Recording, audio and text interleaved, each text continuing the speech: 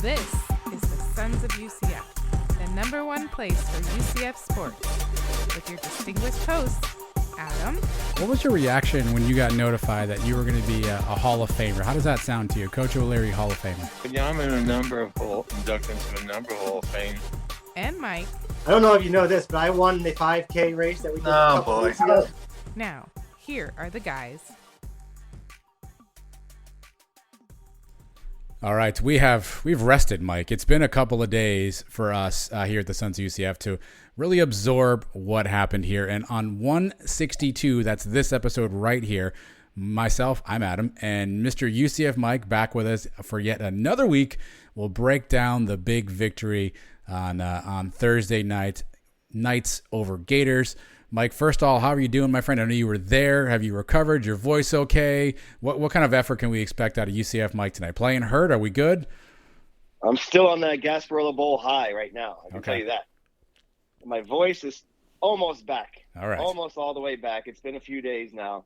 It was rough the last 2 days. My voice kind of took a tough one on Thursday night. But all worth it, man. It was all worth it. The trip was fantastic. The game was awesome. What a way to end the season, beating a team like Florida without making the playoffs or without competing for a conference championship at the end of the year. This is the best we could have hoped for, and what a night it was. What a night indeed. We're going to talk a bunch about the game itself, the atmosphere. Mike was on site. He'll give us a bird's eye view of what transpired in Tampa. We'll talk about what it means, all that good jazz. We'll go deep on that. We'll do UCF observations. We'll also talk a little bit about some other news around UCF, new coaches, players leaving, and the coaches leaving as well, apparently, and a whole bunch of other jazz. So we'll do all that news and note stuff as well, and then we'll do Cow of the Week. So stay tuned at the end for all that, Mike. But make sure you're doing us a solid. Give us a follow on social media type places. That's at Sons of UCF. You can also find us on our website. That's twonightsmedia.com. Don't forget about our YouTube page as well. And follow all of us on Twitter at Sons of UCF, at UCF Mike One, and at Sign Pez for Trace, who joins us on a special Wednesday edition this week of the Sons of UCF Live, as we don't want to compete with the UCF Michigan basketball game, Mike. But speaking of competition, we got a little bit of it on Thursday in the Gasparilla Bowl. Knights and Gators, obviously, 29-17 victory for UCF, although it was ugly early. So let's go with the breakdown first off. Give me a lay of the land. What was the atmosphere like? What was the pregame like? What was the crowd like? How did all that break down from your vantage point there at Raymond James Stadium? Yeah, Night Nation showed up for this one. You had the buzz around the stadium. I mean, I was in the alumni tailgate, so I'm surrounded by Knights fans. A couple of Gators scattered around here and there. But you could feel it coming into the stadium. You can feel it once everybody was filling into their seats. You really felt it on the national anthem. And then the whole night, the crowd was nonstop into it from the very beginning. You know, it was a defensive struggle both ways. Both teams punted a few times when the game started. So I think that helped the crowd stay in it. You know, Florida took a 7-0 lead, but it was short-lived, and we went right back down and answered, and then back and forth we went. 5 lead changes in the game, and then finally we start breaking away there towards the end. It was really a perfect script, because it wasn't that we went in there and just beat them up from the beginning, because then they would really use that, oh, we didn't want to be their excuse. No, they were in there. They were fighting with us. They took the lead in the second half, and then we came in and, like Gus Malzahn said, just really leaned on them in that fourth quarter at the end. They had no answer for us running it down the throat of an SEC team and really just pounding them in submission at the end of the game. It worked out perfectly. What was the crowd split on TV? It was tough to tell. How many, percentage-wise, Knights versus Gators? You know, I'm sitting in the lower section by the end zone, so it's hard to tell. I can't see anybody in the upper deck of our side, because of the overhang the way it is.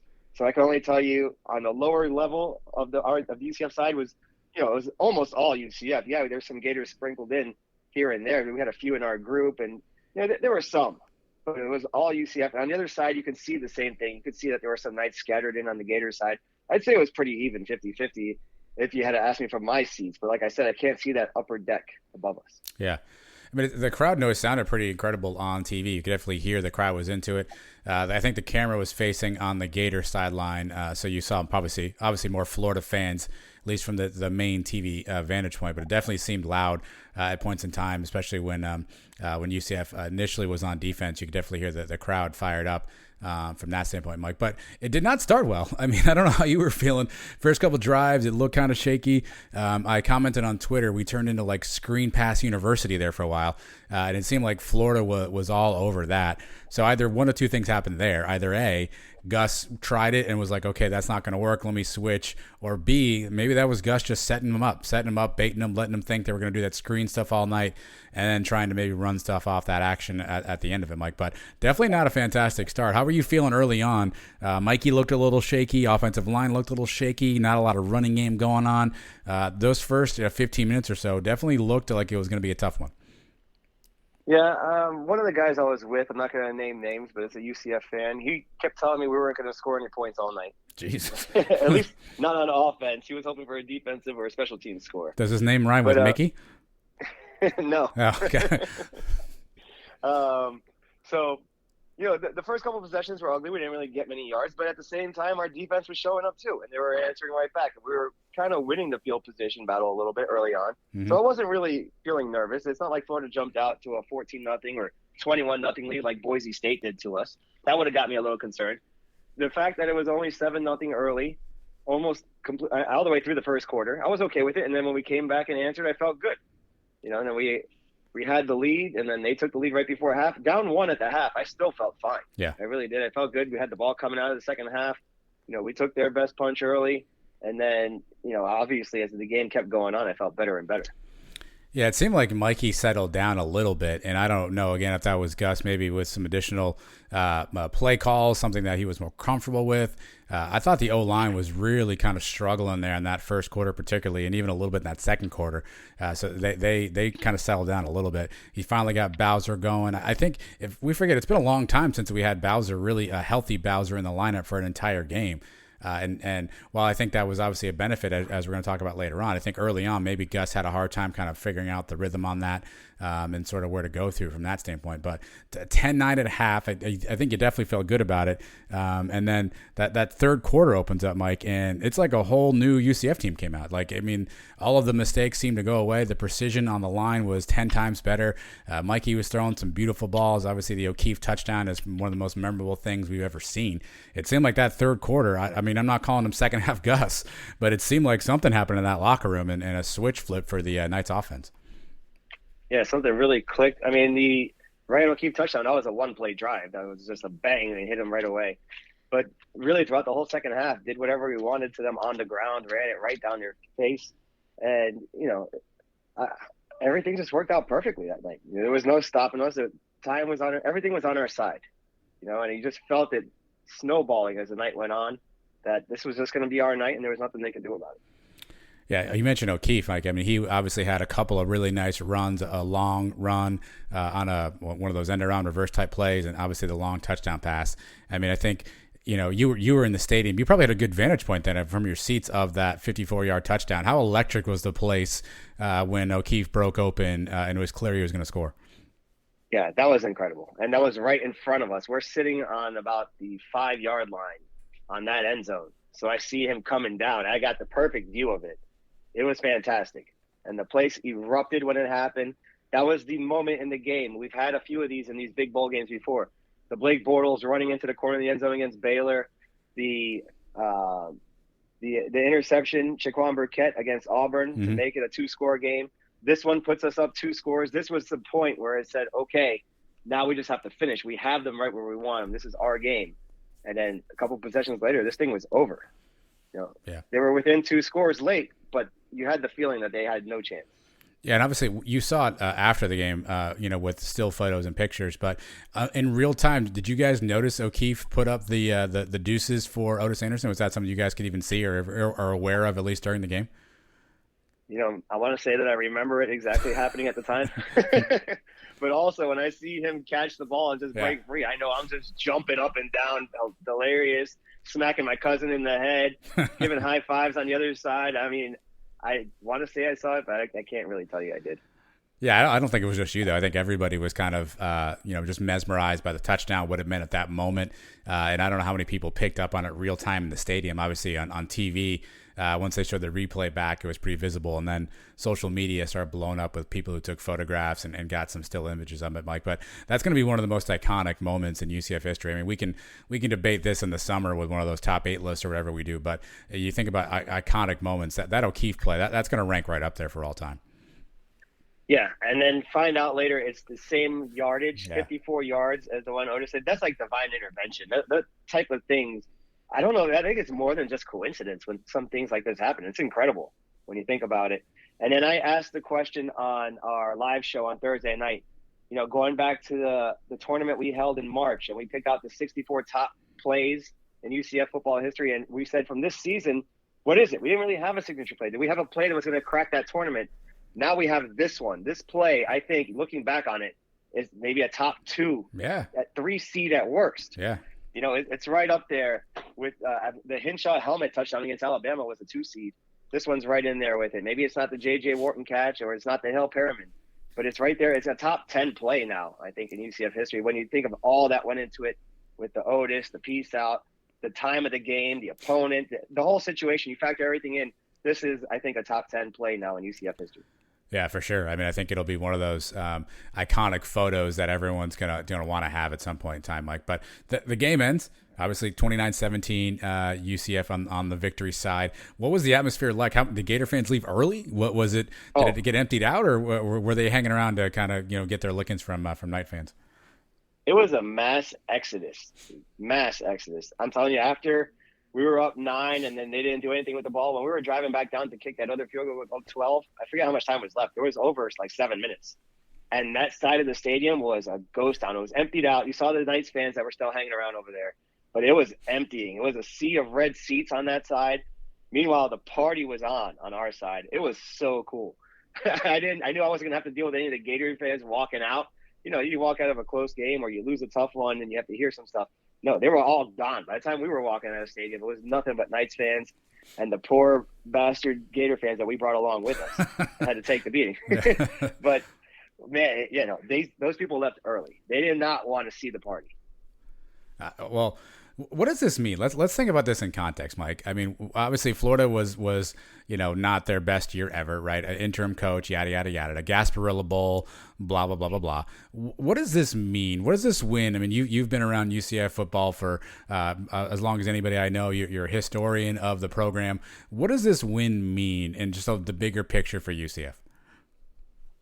It's something we haven't done yet. We've accomplished a lot of big things, especially the last few years. We've gone to these New Year's Six games. We've beaten Baylor. We've beaten Auburn. We've had a perfect season.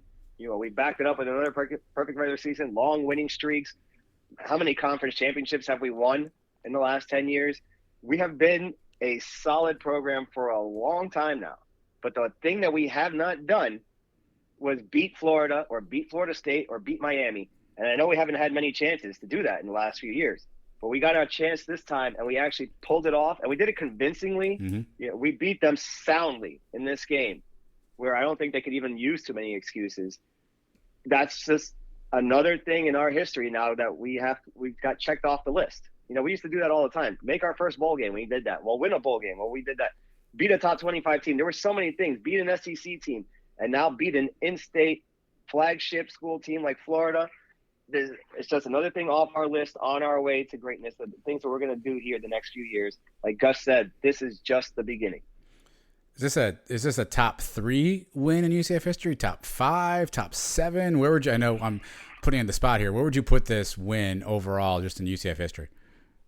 Yeah, I'm trying not to let recency bias get into the way of this. Yeah. The games like the Cal game in 17, that's mm-hmm. for a championship. That's for a conference. And we saw the direction that those two schools went from that game. I think that one has to be ahead. I think the Auburn Peach Bowl probably is ahead because of the season it's in. It's the perfect season, the national championship, all that stuff. That's ahead of this one. The Alabama game, how long was that the greatest game in UCF history? And we still talk about it to this day. That's a top one. This one is right up there. It's not quite as high as those, I don't think, but it's right around that area. I think it's got to be a top 5 definitely top 10 all-time game. Yeah, you've got the Baylor Fiesta Bowl victory, obviously, is up there. You mentioned the Cows game. Obviously, that game against Memphis to secure the AAC title was another good one. So, yeah, I don't know either. I thought about this too. Trace and I were talking back and forth on messaging that night. Like, is this a top 3 win, a top 5 win? And you're right, the recency bias, you want to put it there. But, all told, it was still a really nice victory. And something that I don't know. I mean, what was your confidence level going into the game? If I had told you that this was the outcome before you walked in the stadium, would you have believed me? Would you have said, like, there's no way that's going to happen? Would you have assumed that something, random took place? Or were you confident going in that this would be the team we would see? Because to be fair, we hadn't seen a lot of the things that this team did for at least the consistent amount of the season. So for them to put it all together on one game would have seemed to have been maybe not possible, but obviously it took place that way. So what was your confidence going into the game? Yeah, if you told me we were going to win by 12, I would have said, this is a 5-point close game either way, and then a fluke play, a defensive score at the end to put it away by 12 late or something. I wouldn't have thought that we would just run it down their throats for the whole second half and they couldn't stop us. I did feel confident coming into the game. I felt like we were going to win, but you know me, I always feel like we're going to win. Mm-hmm. And then usually like an hour or two before the game, I'll get nervous and think, oh, man, I don't know. And if we're going to lose, just don't get blown out. Make it a close one. Don't get embarrassed. But I never really got that feeling too much. And then the longer this game went on and it was close, I was feeling good. And then obviously I felt great. But no, I was pretty confident. That, the Gators, if they had fielded a more full team, maybe if Anthony Richardson was their quarterback, I probably would have been a lot more nervous. Mm-hmm. For some reason, coming into the game, Emory Jones kind of cooled my nerves a little. And, we saw why. The guy is maybe a good athlete, but what was his completion percentage? He did not complete many deep ones, and we kind of contained him. So, no, I wasn't that scared. Were you nervous? You thought we were going to lose the whole time? You didn't pick against us in the pool, a couple of people. No, I did not. Lonely Bumblebee, Mario. What happened, bro? I thought it was going to be a close one. I thought, this would be one of those where, we eke something out on the end. Again, I told you before the game, I was hoping maybe a special team score of some sort, maybe a defensive score, gets us a cheap touchdown, because I just wasn't sure offensively we could put together. But I also knew that Florida wasn't going to be, running optimally either with a new coaching staff and some of that stuff. So I felt like they were right for the taking. But at 10-9, I was pacing my house. I was like, man, we got them right where we want them. Like, this is still a game. And, we have not played our best half of football. And yet we're 1 point, from being at least tied and, obviously close to the lead. So I kept telling my family at home, I'm like, we're in this game. Like, this is a winnable game. Like, we are right there, even though we hadn't played our best. So that gave me hope really as the second half started, that we hadn't seen the best of UCF. And I got to hand it to you. I think we're outside of the Temple game, right, which, I mean, it's kind of a blowout, doesn't count. Were those the best 2 quarters of football you think UCF offense has played since Dylan Gabriel went down? Yeah, definitely since Dylan's been out. Before you finish the question, I was going to say maybe the second half of the Boise game. Yeah. When we came back, a big comeback there at the end. But yeah, since Mikey Keene's been the quarterback of this team, it has to be. And we relied mostly on the running game. And he had a couple other shots that he could have hit, the flea flicker that he had wide open and he missed. He had a couple other opportunities. Only finished with 155, I think. But yeah, did what he needed to. Didn't turn the ball over like we said. Yep. And he hit the big one when he needed it. That's all it takes sometimes, is just that one big pass. You run them to death and then you hit them over the top one time, and that's all you need. So, but definitely the best offensive performance we've seen in a while. You want to count Temple, you want to count UConn. If you want to throw those out, then yeah, you got to go all the way back till the beginning of the season. Yeah, 144 in the air for Mikey Keene. Well, let's get to our categories, Mike. And before we go there, people are asking, is the Gasparilla going to claim a category spot? So for those of you who don't listen to us often or maybe new, here's what Mike and I do. We typically provide you with some keys to the game, both good and bad, and we rank them in order of our previous bowl wins. So obviously the best thing we see is typically what we call the Peach Bowl. Next is the Liberty Bowl, circa 2010. Then we do the bad side of things, which is the Hawaii Bowl, and last year the Boca Bowl moved into the spot that was previously occupied by the Cure Bowl. So like, people are wondering, does this take over the number 2 spot? I suppose. I don't think you knock the Peach off, but does Gasparilla become the second good category, or do we stick with Liberty? Yeah, Peach definitely stays at number 1. We're 1-0 in the Peach Bowl. The problem is we've played in the Gasparilla Bowl 5 times now. We've won 3, but we've also lost 2. Yeah. You Those factor in. The NC State game and the Rutgers game, I was at both of those. They were both ugly. We beat Ball State, we beat Marshall, and now we have this one. This one, but you could have said the same thing about the Liberty. Yeah. We lost in 2007 when we won 2010. So I'm willing to exchange Liberty for Gasparilla because I think this win is better than the 2010 win against Georgia. They were also a 6-16. And, as big as that was the first ever bowl win. This one against Florida, I'm willing to go Gasparilla for the second level here. But spoiler alert, I have 3 peaches for this game. I'm not complaining about it. Fair. Everything's good in my eyes. Yeah, well, the So whatever you Fiesta, want to do. the Fiesta also criminally underrated apparently because we didn't include that somehow. Well, And that Fiesta has also a loss in it too. yeah. Because that's right there. So that's the problem. All right, we'll figure that out next week. We'll figure out. So it's under consideration. Maybe we'll put it up to a vote if you guys think we should replace Liberty with Gasparilla. We'll put it out to the fans and let the masses decide, Mike. But anyway, let's get to the things that we saw, and obviously we'll tell you if we think they're good and bad. As Mike has already opined, a lot of good from his side. Mike, what's the first good thing that you saw? The first peach goes out to, and this has to be the most obvious thing in the world, Ryan OKeefe. Mm-hmm. Ryan OKeefe, 7 catches, 85 yards with a touchdown in the air. We talked about the 54-yard touchdown pass. Also, 4 carries, 110 yards. One of them for 74 yards on the ground. 2 kick returns for 56 yards, along with 38. That's 251 total yards. The guy was incredible. The Gasparilla Bowl MVP. And let's face it, the offensive MVP for UCF all season long. Stop the count. For this year, 84 catches, 812 yards, 7 touchdowns, 16 carries, 274 yards on 16 carries with a touchdown, averaged 17 yards a carry throughout the whole year. And then, of course, in the celebration at the end, he comes out and he says it. Yeah, we are the best team in Florida. Put that in quotes. Put that on a T-shirt. We game plan now around this guy. Other defenses have to plan against him. But Gus made it a point. He said, we try to get this guy the ball 15 times in this game. This is the focal point of the offense now. Ryan OKeefe, next season, coming back for a senior year, could have a very special year. Congratulations to him on a fantastic game and making half of UCF Nation cry when they go back and watch that replay of the deuces up. Yeah, he averaged 27.5 yards a carry in the Gasparilla Bowl, Mike. Did you mention in that montage that he also, I think he has a passing touchdown this year, right? Did you mention that? Mm-hmm. I think, he threw one. No, I didn't. He threw one, I think, in Louisville, right? I think he threw the throwback to Dylan. I think he threw 2 touchdowns, if I'm wrong. Yeah, you might be right, actually. Yeah, he was everywhere. I mean, he was just UCF's Mr. Do Everything.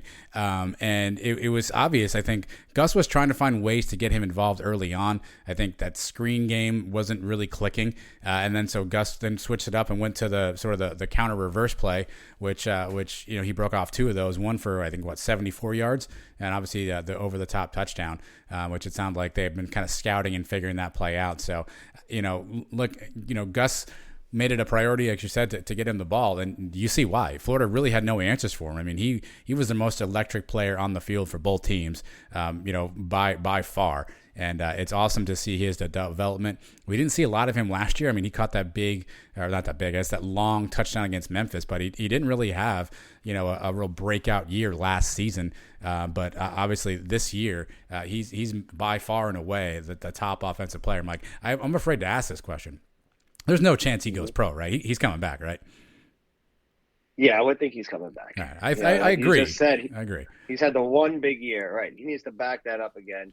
But he's showing that he can be that electric player. If he comes back and is that star focal point in this offense next year, he could really boost his draft stock. He's still young enough. He didn't redshirt, so he can't be that old right now, right? 3 years out of high school. Correct, yeah. So he'll be good to go. He puts up a big year like this with a healthy quarterback all season long. He'll be a top 4 round pick.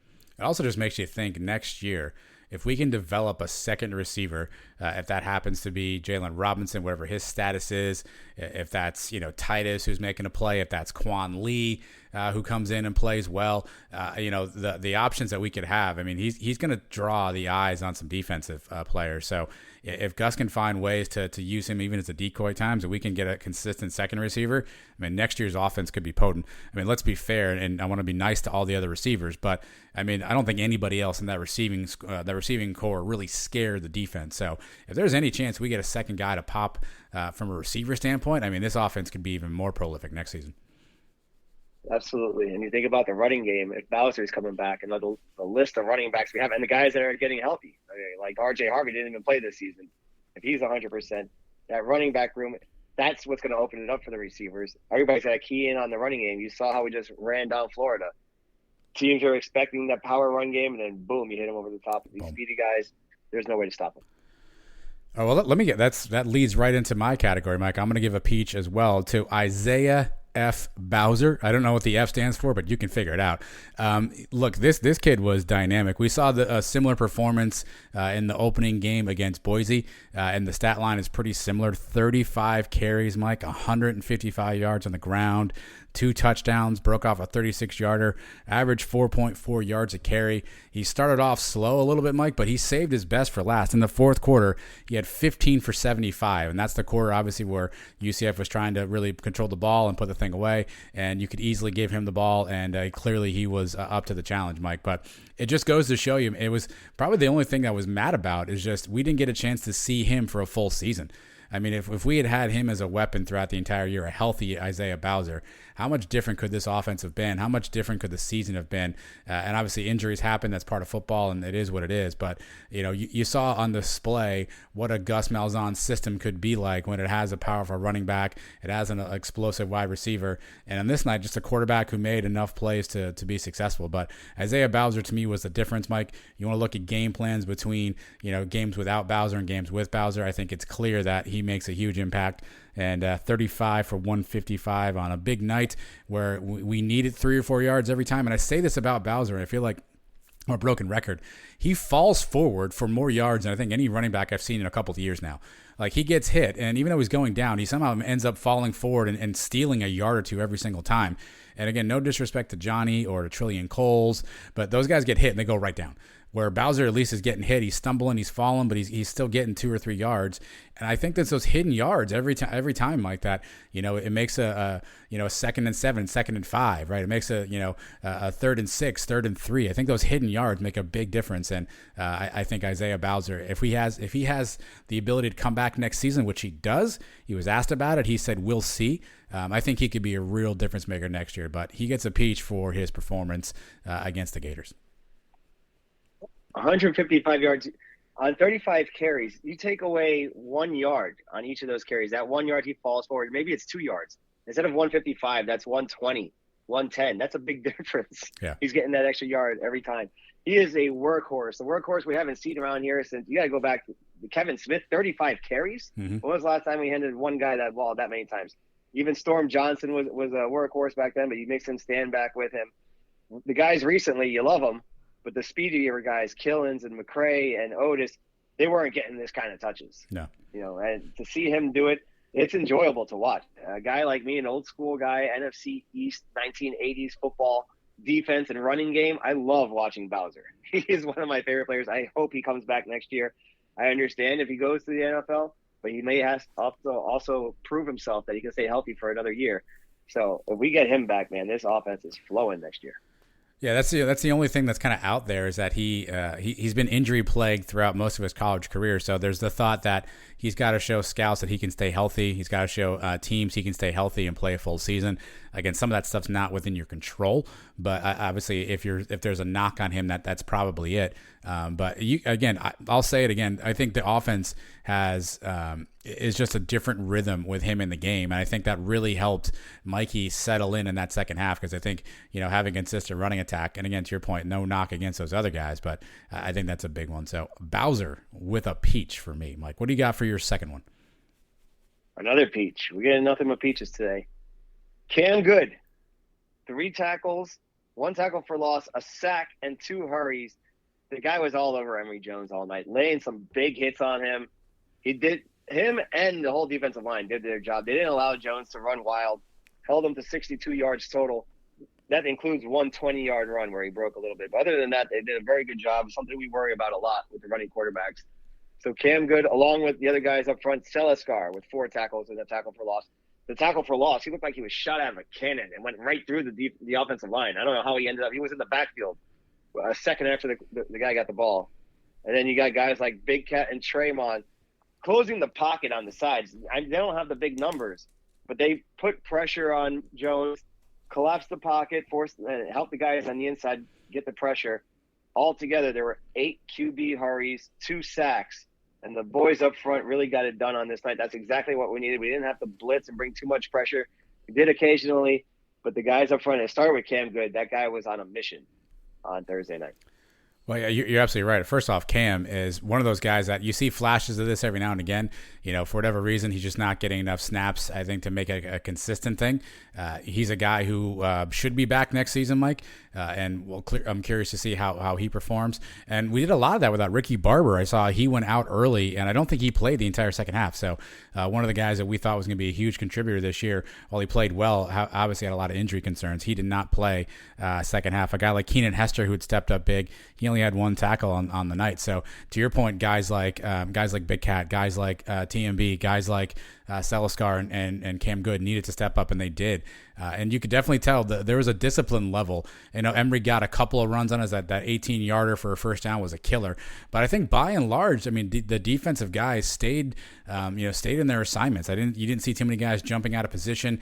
You didn't see a lot of guys giving large rush lanes to Emory Jones, which is something we said we had to control. So save for maybe that 18-yarder and a couple of quick 3 or 4 yard scrambles, I think they played discipline overall really well. And my favorite play of the entire game was Cam Good rushes the quarterback. I think he threw a little screen pass, and the running back kind of breaks out. Cam Good chases him down. Or maybe it was actually even Emory Jones. I don't remember. Chases him down like 6 yards down the field and makes the tackle. So he went from the backfield pressuring the quarterback to actually making the tackle downfield. And the guy's hustle and heart was on full display. He was a big star, Mike. That's a really good call on your part for Cam Good. Yep, the defensive line that we were waiting for all year, that we heard about coming into this season, even though we're missing Kalia Davis, who was a big part of it. You mentioned Ricky Barber gets hurt. We had so much depth. That was the thing we talked about coming into the season. We had enough for 2 defensive lines to rotate in and out, and those guys really paid off. This is like not as much as the Peach Bowl against Auburn, where we just peppered Jared Stidham and sacked him how many times? Like 5-6 times. Mm-hmm. We didn't quite get as many sacks, but the pressure was there. The hurries were there. They did a good enough job, and they kept Jones contained. I think they did exactly what the game plan called for. And I'll say this, Mike. Earlier in the season, I think I made the comment a few times that we had all forgotten, as much as we liked his energy and what he brought to the team, we'd all forgotten that T-Will was a rookie defensive coordinator. He hadn't really called defenses before, and so he was a rookie DC. And we saw early on a couple of games, Louisville comes to mind, Boise obviously, Navy, where we said, hey, this is a first-time defensive coordinator, and he's learning on the job too. All told, Mike, towards the end of the year, he really figured some stuff out. He had that defense firing on all cylinders, even with the depleted unit, missing guys like Armstrong and Kalia Davis.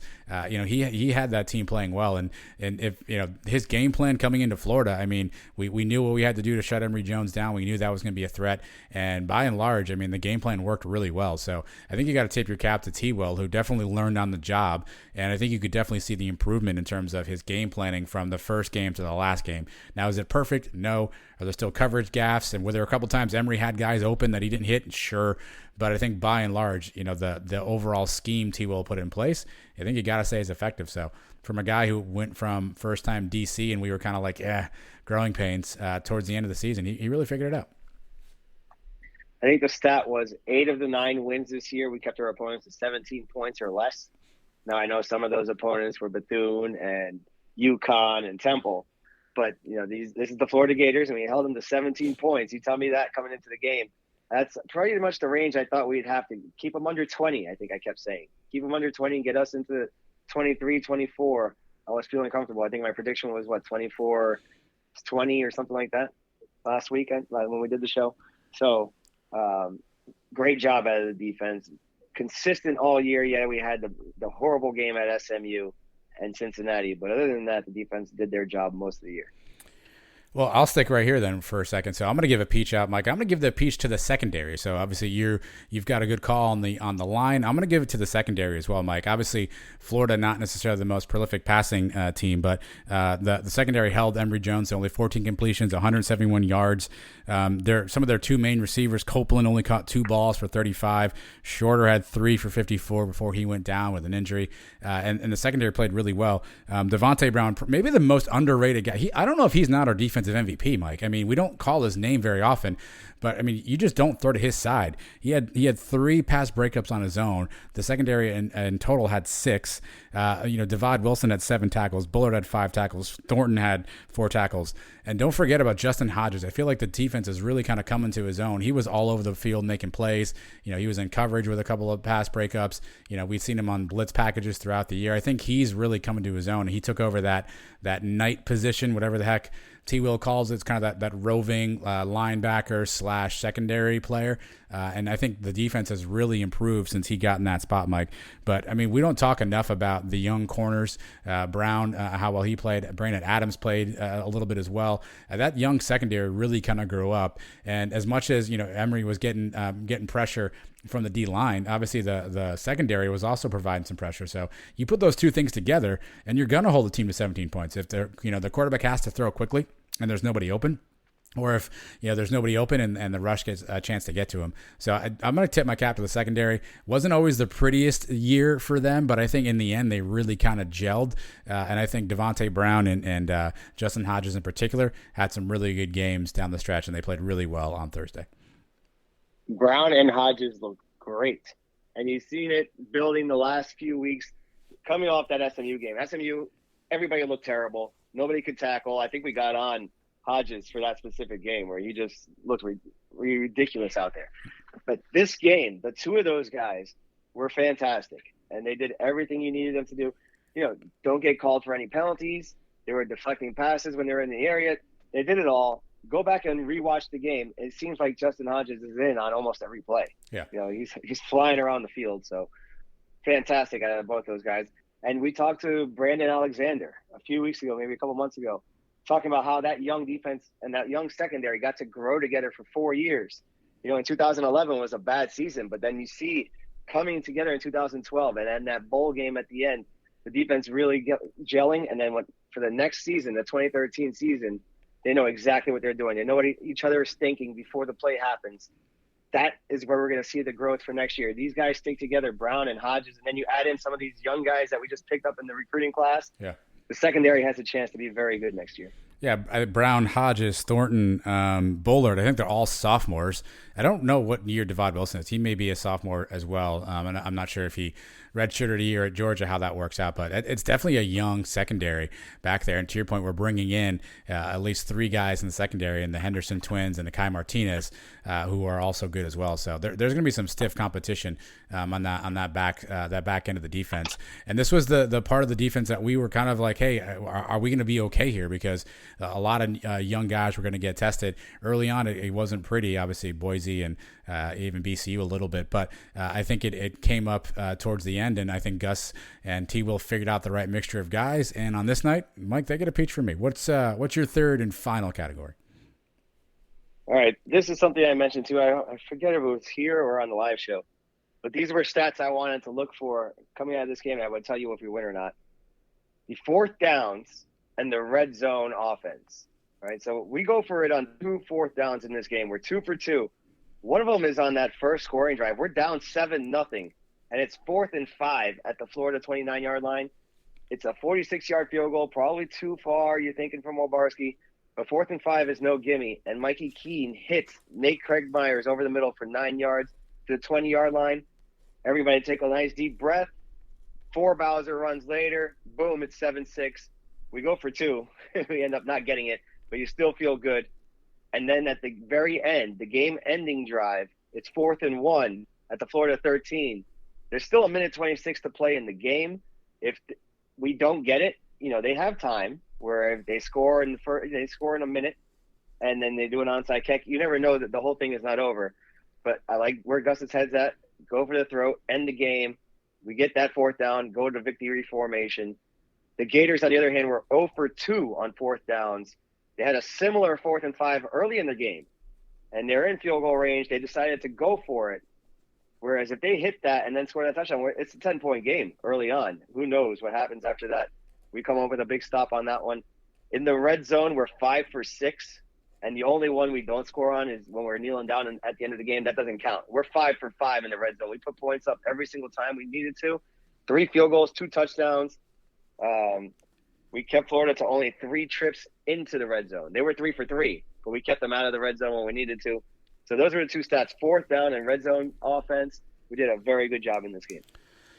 Yeah, and you mentioned penalties, Mike. I don't think we had a single penalty in the second half, if I have that right. Let me recheck that, but at least it was very much penalty free in that second half. I know we had a bunch of bad ones in the first half, and that's a difference between a team from this year and last year. That last year was a team that made a lot of mental errors, a lot of mistakes, and even some of those penalties that, whatever they called Tatum Bethune for picking a guy up and throwing him to the ground before the whistle. I don't even know what that one was about.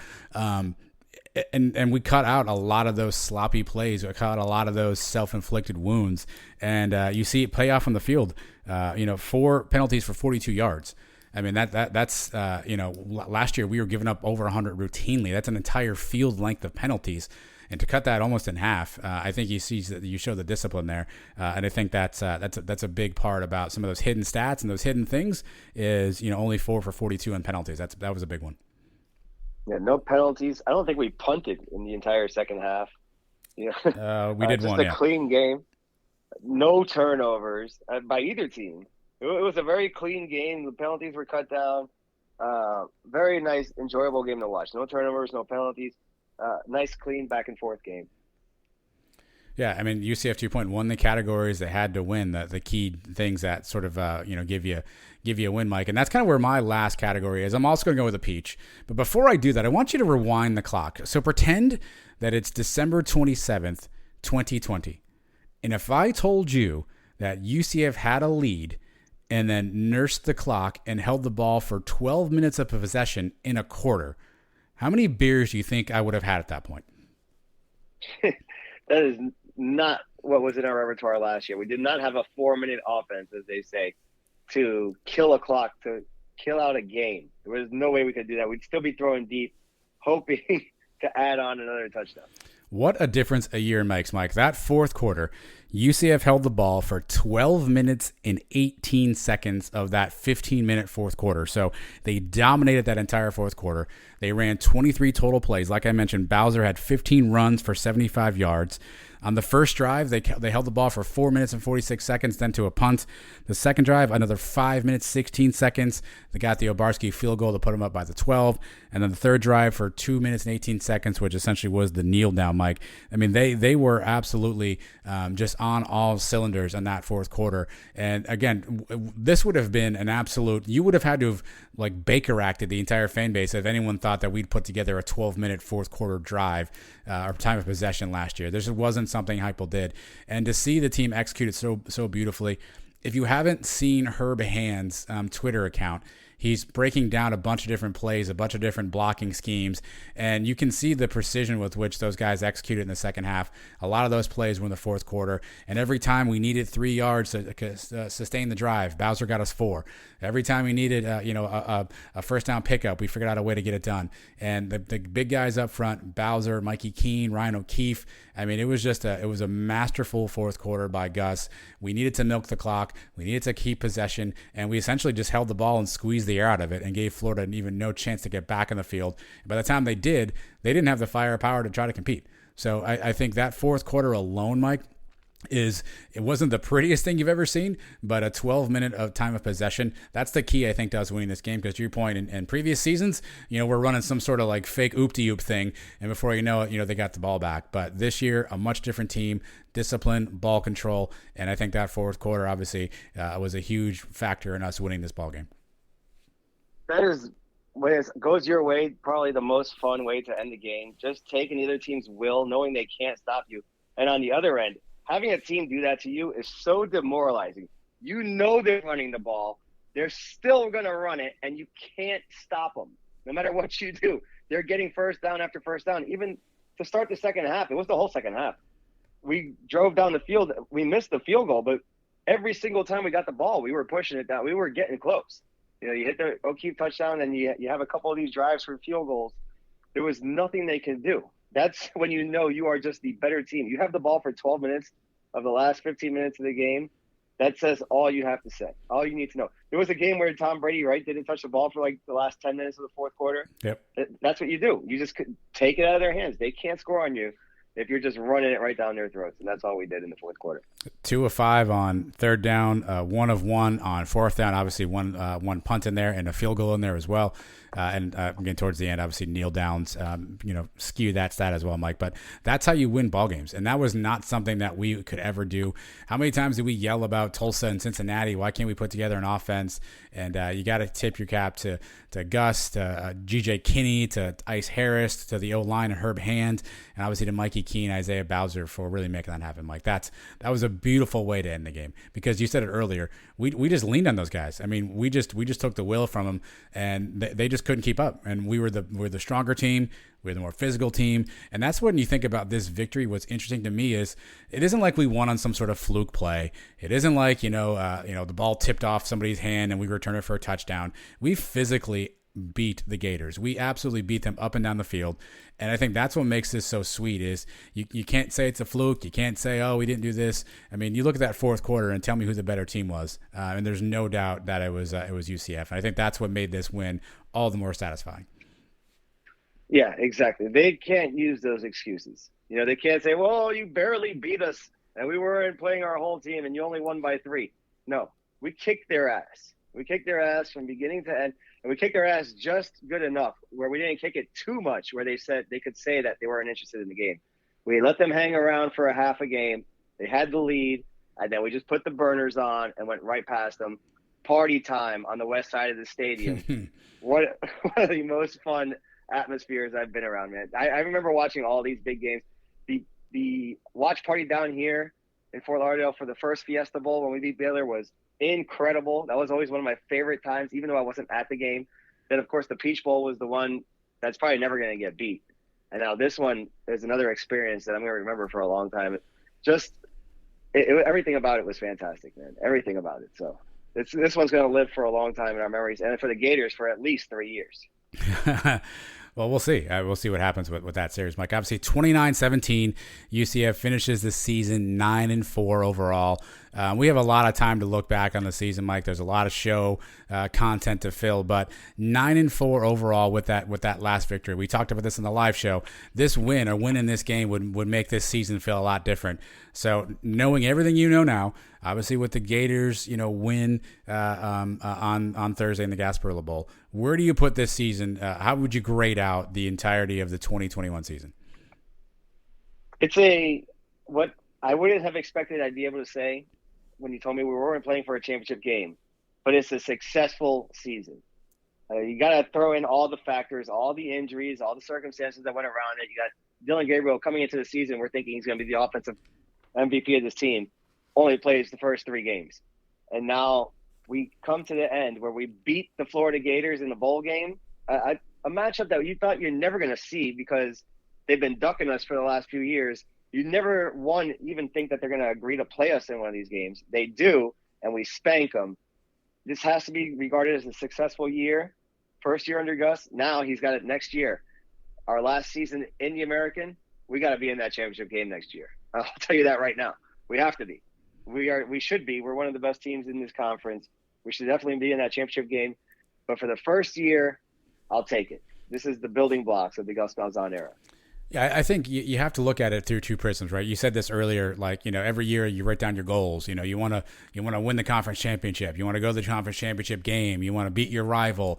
You want to get a bowl game, right? And you always write your goals down. And I think after the Navy game, knowing that we were going to be without Dylan, and obviously we didn't know when at that point, knowing the injuries, seeing the losses, I think at that point we had to recalibrate our goals. And when you do that and you think through developing a young quarterback, finding an identity on defense, developing some really key defensive players, winning some close ball games, winning ugly when you have to, putting up points when you needed to, and then you think about all the things that kind of went behind the scenes. it has to be a successful season. Now, you didn't meet the goals you had going into it, but I think those goals had to change, right, once things change. And maybe that's not fair to do. Maybe that's an easy revisionist history moment to go, oh, never mind, we don't need a conference championship now. But I think when you consider all those things, I do think it's a success. Obviously, it's not an A+ season.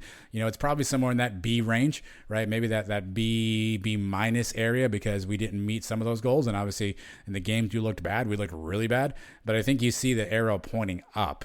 And I think, 6 weeks ago, we would have been like, let's just hold on and get a winning record this year. And we went from please, let's not have a losing record to, hey, let's, beating the Gators in the Gasparilla Bowl. Mike, you and I were standing on the top of the cabana, screaming our lungs out, barely winning against ECU, right? And to think we would be in that moment then to now celebrating a really handy victory over the Gators, I think it's night and day. So I think it's probably in that B range with the arrow pointing up. Even if you told me that after our last game when we beat the Cows in the same fashion, yes, we didn't think we'd be facing Florida. Overall, this is you got to say a good season. And Gus said it best. This is what it really matters. Recruiting is going to be really good now, he said. And he threw a couple little jabs at some of these other Florida schools. Yeah. In his press conference, if you listen to it, if you don't want to go play for a logo, if you don't want to go play for a team that wasn't even in a bowl game, Florida State, come here. And we're going to build something. We are the future of college football. He's been saying it since he got here. That's what this is about. That's what this win means. We already got a commitment on Christmas Day. I mean, whether that's because we won this game, I don't know. But I'm telling you guys that are coming in here for 2023, 2024, Gus is sending a message to them now. Look, we're already the best team in Florida. Now come here and help us get to where we really want to go, and that's the national championship. That's the playoffs. We can do that here in the next 2-3 years. And it starts now with signing guys. We've heard from other players, hey, the win against the Fiesta Bowl was a big, that put UCF on the map for me. That's why I wanted to come there.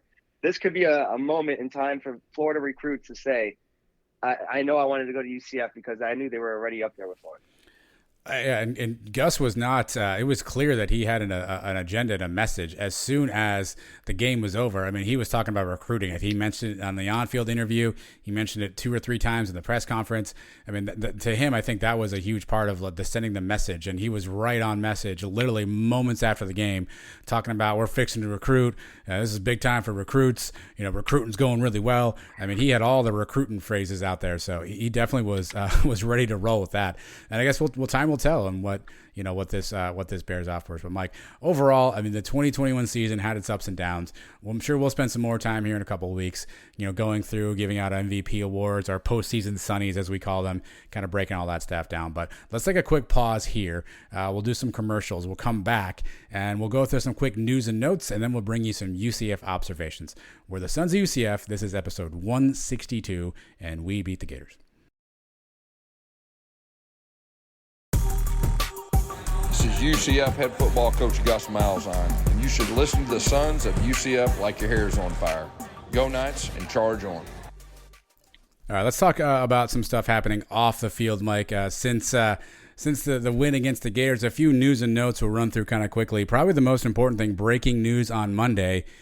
We talked last week about G.J. Kinney leaving UCF to go become the head coach at some place called Incarnate Word.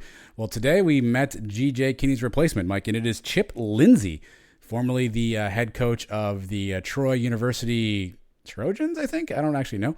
He was recently let go. He had agreed to go to FAU to be an offensive coordinator, and don't know if he signed the contract there, but after 2 weeks, he is now rejoining Gus Malzahn. I said rejoining because he was on Malzahn's staff in 2017 and 2018 on those Auburn teams that we played so well. Mike, Lindsay's had a bit of an interesting career. He's been around a few different places. Southern Miss, he's been at Auburn, he's been at Arizona State. Obviously, he spent some time at Troy. His offenses at Troy in 2020, 21st in scoring overall, 2019, 25th in scoring.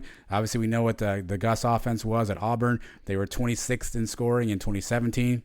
And at Southern Miss, Mike, I don't remember this team, but in 2015 at Southern Miss, they were 5th in touchdowns, 7th in points, 8th in passing yards, and 9th in points per game. So he's obviously got a prolific offensive background. He's familiar with Gus.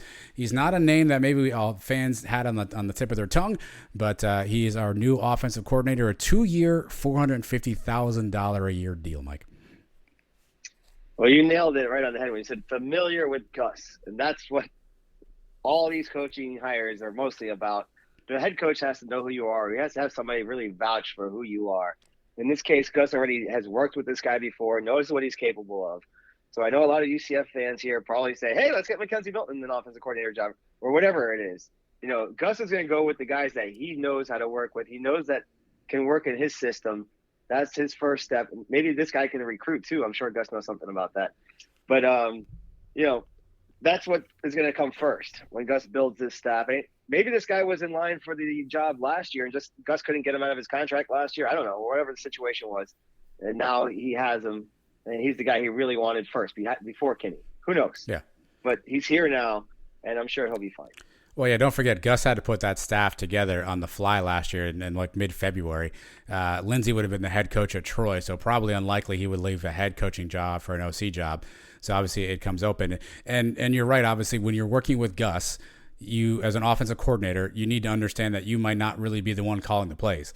So that Lindsay has that experience. Now, it looks like he called some plays for Auburn back in the day because they stripped Gus of play calls here and there. But at least you kind of know what you're signing up for. They've worked together, so there's some familiarity there. While I believe Kenny was a quarterback for Gus when he was at Tulsa in like 2007, I don't think they ever coached together before, so that's a whole different dynamic, Mike. And I found an article from 2017 when he was introduced as the Auburn offensive coordinator. This is by Brandon Marcello, 24/7 Sports, asked to describe his playing style. He essentially said that he's more air raid than RPO based, but he's really developed his system since spending time with Gus into more RPOs and a little bit more of the running game. So he's probably one who likes to throw the ball more just based on his background, but is learning to be a little bit more balanced. So we'll see what he brings to the table. Probably the most important thing he's got to bring, Mike, is quarterback development, because Mikey Keene obviously is a young kid who we want to see develop. We have Thomas Castellanos coming in. He's going to be a young guy who's going to need development. So can Chip Lindsay develop quarterbacks? Really the names he's worked with in the past, he worked with Nick Mullins at Southern Miss. I think Nick Mullins is now the backup with somebody. I think the Eagles maybe, or the Bills, one of those teams that had a bunch of COVID issues. And he also obviously worked with Jared Stidham in his time at Auburn. So can he develop quarterbacks is probably going to be the biggest thing that we need him to do. Yeah, I mean, you mentioned he's not going to be calling the plays. So developing a game plan, working with the quarterbacks, those are going to be the two big things he's going to have to do. I'm sure Gus knows what he's doing here, or at least he knows who this guy is. So that's the main factor here in this thing. Hopefully, if he does a good job and we keep winning, that somebody else is going to take that job in 2 years. These positions are rotating positions between guys. Look at Saban has a completely new staff every single year. It doesn't matter. As long as Malzahn's here, that's the key to the success. Yeah. And he brings in guys that he knows can do the job. Well, some coming and going then, Mike, because today we learned that Cam Martin, who was an offensive assistant and recruiting analyst, he's now going to be going with G.J. Kinney during Incarnate Word, where he'll be the new running back coach, Mike. So there is an opening on staff now. A recruiting and offensive assistant is now available at UCF. Get your applications in now. Well, what does this mean for our guy Hinshaw? Hinshaw was he like the interim offensive coordinator for the bowl game, or did we not have an offensive coordinator? It was just Gus. Yeah, but I had the feeling like maybe Hinshaw was going to be in line for that offensive coordinator, which I'm saying, like, UCF fans, we would just want to fill the staff with UCF guys. I understand.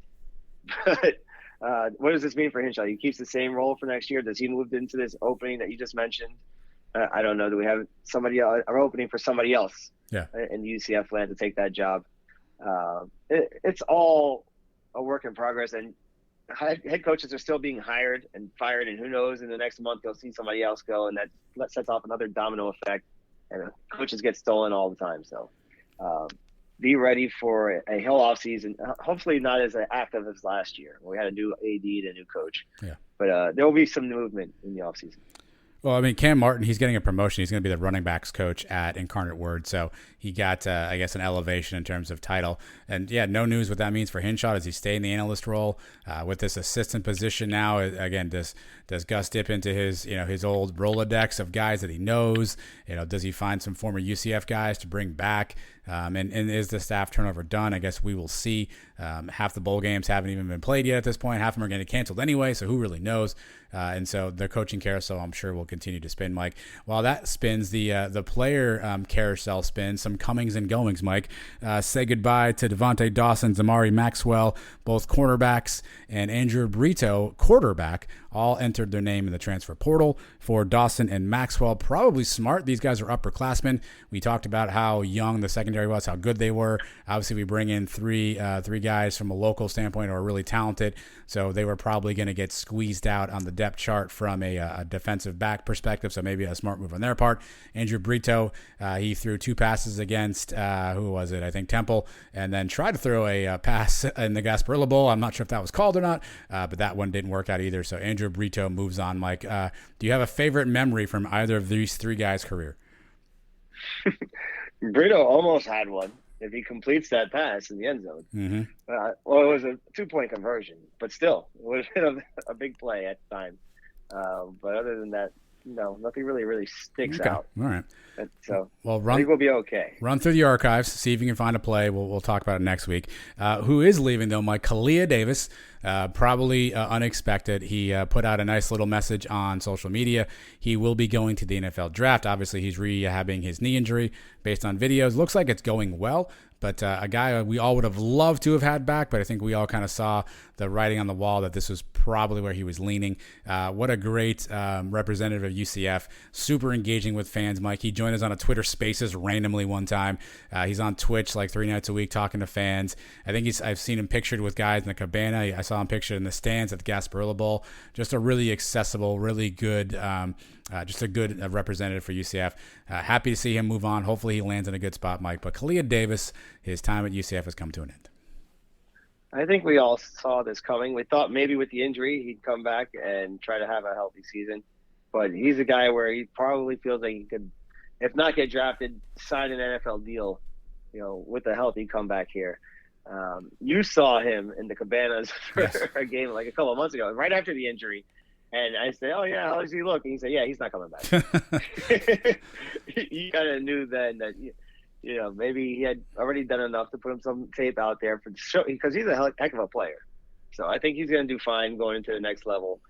Maybe he could have benefited from another year, but you're also taking a big risk when you do that. So I understand his move. Yeah, I mean, and I think everyone's going to root for him. I think this would have been a really nice surprise addition if he had come back. Obviously, on the D line, we had some depth issues throughout the year. Adding him back in would have just been fantastic to that group. Obviously, already losing Big Cat, but obviously probably best for him, and we'll root for him wherever he goes, Mike. You mentioned it kind of a little bit ago. Christmas Day, a 2023 recruit has announced his verbal commitment to UCF. Kaven Call, a defensive end from Apopka, 6'3", 240. He's a 4-star player, Mike. Apopka, the same school that Nakai Martinez went to. So, again, Gus is keeping the local talent home, another 4-star guy. Obviously, we got a long way to go before this guy ends up with ink on paper, but at least right now, committed to UCF very early on, the first 2023 commit. Gus talked about recruiting, really fixing to take off. How much of a big deal do you think it is that we're keeping this 4-star kid home? Yeah, this is exactly what we've said we've been doing here, and that's what we did in this recruiting class. And now Gus is really – remember, he said that this first class is probably – he didn't say in so many words, but this is going to be his weakest class because he's really building on that 23, 24 class. And this is one of them, a 4-star right away. First commit out of the books for next year. Sounds like a good player to me. So I guess we never really know until they get on the college field, but this is a good first step here. Well, I think what's important for me is this is that domino effect that we need, right? We need, Nakai Martinez was recruiting him heavily, at least on social media. And after he announced, one of the two of them, either Nakai or Kaven, got out there and said, okay, who's next? And we're waiting on this guy to announce as well. And I think I'd always said this. All it takes is one or two guys to decide they're going to stay home and then start, laying the foundation, putting the blueprint out there for other kids. And all of a sudden, then you start to get a couple of these kids to stay home. You get the Hendersons, you get Martinez, you get this kid. And I'm sure there's others I'm forgetting off the top of my head. And that's how you get that momentum rolling, right? So if kids are all of a sudden saying, hey, I can go to UCF, I can play top level football. They got a good staff. They got a good stuff going on over there. We keep these kids from leaving and going to these, mid-tier to low-tier P5 schools and come to UCF. That's how this thing takes off. So I'm excited that at least things are pointing in that direction. When it happened so close to the game against Florida, you have to think that it was a little bit of a factor. Maybe this kid just was always going to declare on Christmas and had his mind made up months ago. But I just choose to think that game sets kids over the edge. And it says, I know for sure that I'm going to UCF. Yeah. Well, we'll see. Hopefully we can keep that momentum up. Again, the first recruit of the 2023 class. And so if we can keep that moving, Mike. All right, let's do some UCF observations. What do you say? Yeah, I'm ready to do it. You were there. You observed a lot, I'm sure. A lot of things on your mind. So let's get right into these, Mike. Give us a good UCF observation. Yeah, it's been a little bit of a while, but I have missed this feeling leading up to a big game. Just the energy or just the excitement you get. If you look back on it, this past season, what was the really big game? The first one against Boise, I guess. And then once we lose to Navy, it kind of makes other games less significant. Last year, what was the really big one? There were no crowds. We couldn't go to half the games or any of the games. So maybe the Cincinnati game was kind of big, but not really. You got to go back to 2019, the Stanford, the Pitt game. 18, the LSU game was the last time you could really get excited for a big bowl game. I missed this feeling, and I got it back on this night. So. Wow. That was more of a rant observation. All right, I'll take it. I will take it. Mike, you did not watch. Did you watch the TV copy back yet? Have you rewatched the game? I did. All right. Did you have the sound on, or did you have the sound off? Yeah, I heard these guys. Okay, so I just want to know if anyone knows if the play-by-play guy ever figured out that UF does not get the ball to start the second half. He probably made that mistake, I don't know, like 8 or 9 times. He kept saying, UF gets the ball in the second half. And the other guy would be like, UCF gets the ball in the second half, trying to correct him without making it obvious. And the guy just was not picking up on it. So I don't. Hopefully he figured out who got the ball in the second half. I can't confirm if he did or not, though. Yeah, it's the same guy that said that none of these guys were recruited by Florida. Yeah. All the guys from UCF at the beginning of the game. Yeah, those guys were terrible. Yeah. If I didn't have to listen to him, I guess I could have turned the sound completely down. If I wanted to rewatch the game, I couldn't sync it up to Mark Daniels when I was watching it the next day. So yeah. Whatever. I'm sure we can. That's what UCF needs to do, is put together the whole game tape with the Daniels call, I guess, on top of it. Good call. Yeah. All right. The alumni tailgate, open bar. You know what that is? Recipe for disaster. No, it's a match made in heaven. Yes. That was fun. And I got there an hour late. My freaking cousin, I picked him up at the airport in St. Pete. We waited 45 minutes for him to get his luggage. So by the time we actually got to the alumni tailgate, it was 5 o'clock. The only good thing, there was no line. I walked right in. I missed the first hour. But it was like being at a keg party at Knights Crossing Phase 3.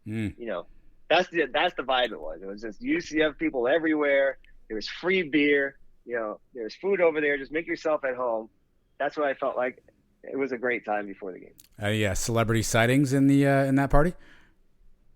Well, I was hanging out with Schneider most of the night. Okay. And then Hodges came out and did his speech. He walked by me. I didn't say anything to him. Of course. But I saw Hodges. I kept it low. I didn't really talk to. I didn't see anybody. You know how it is. People look at you and you think they recognize you from this, but you really have no idea. There was a guy sitting next to me. I thought the whole time was looking at me. I don't know what.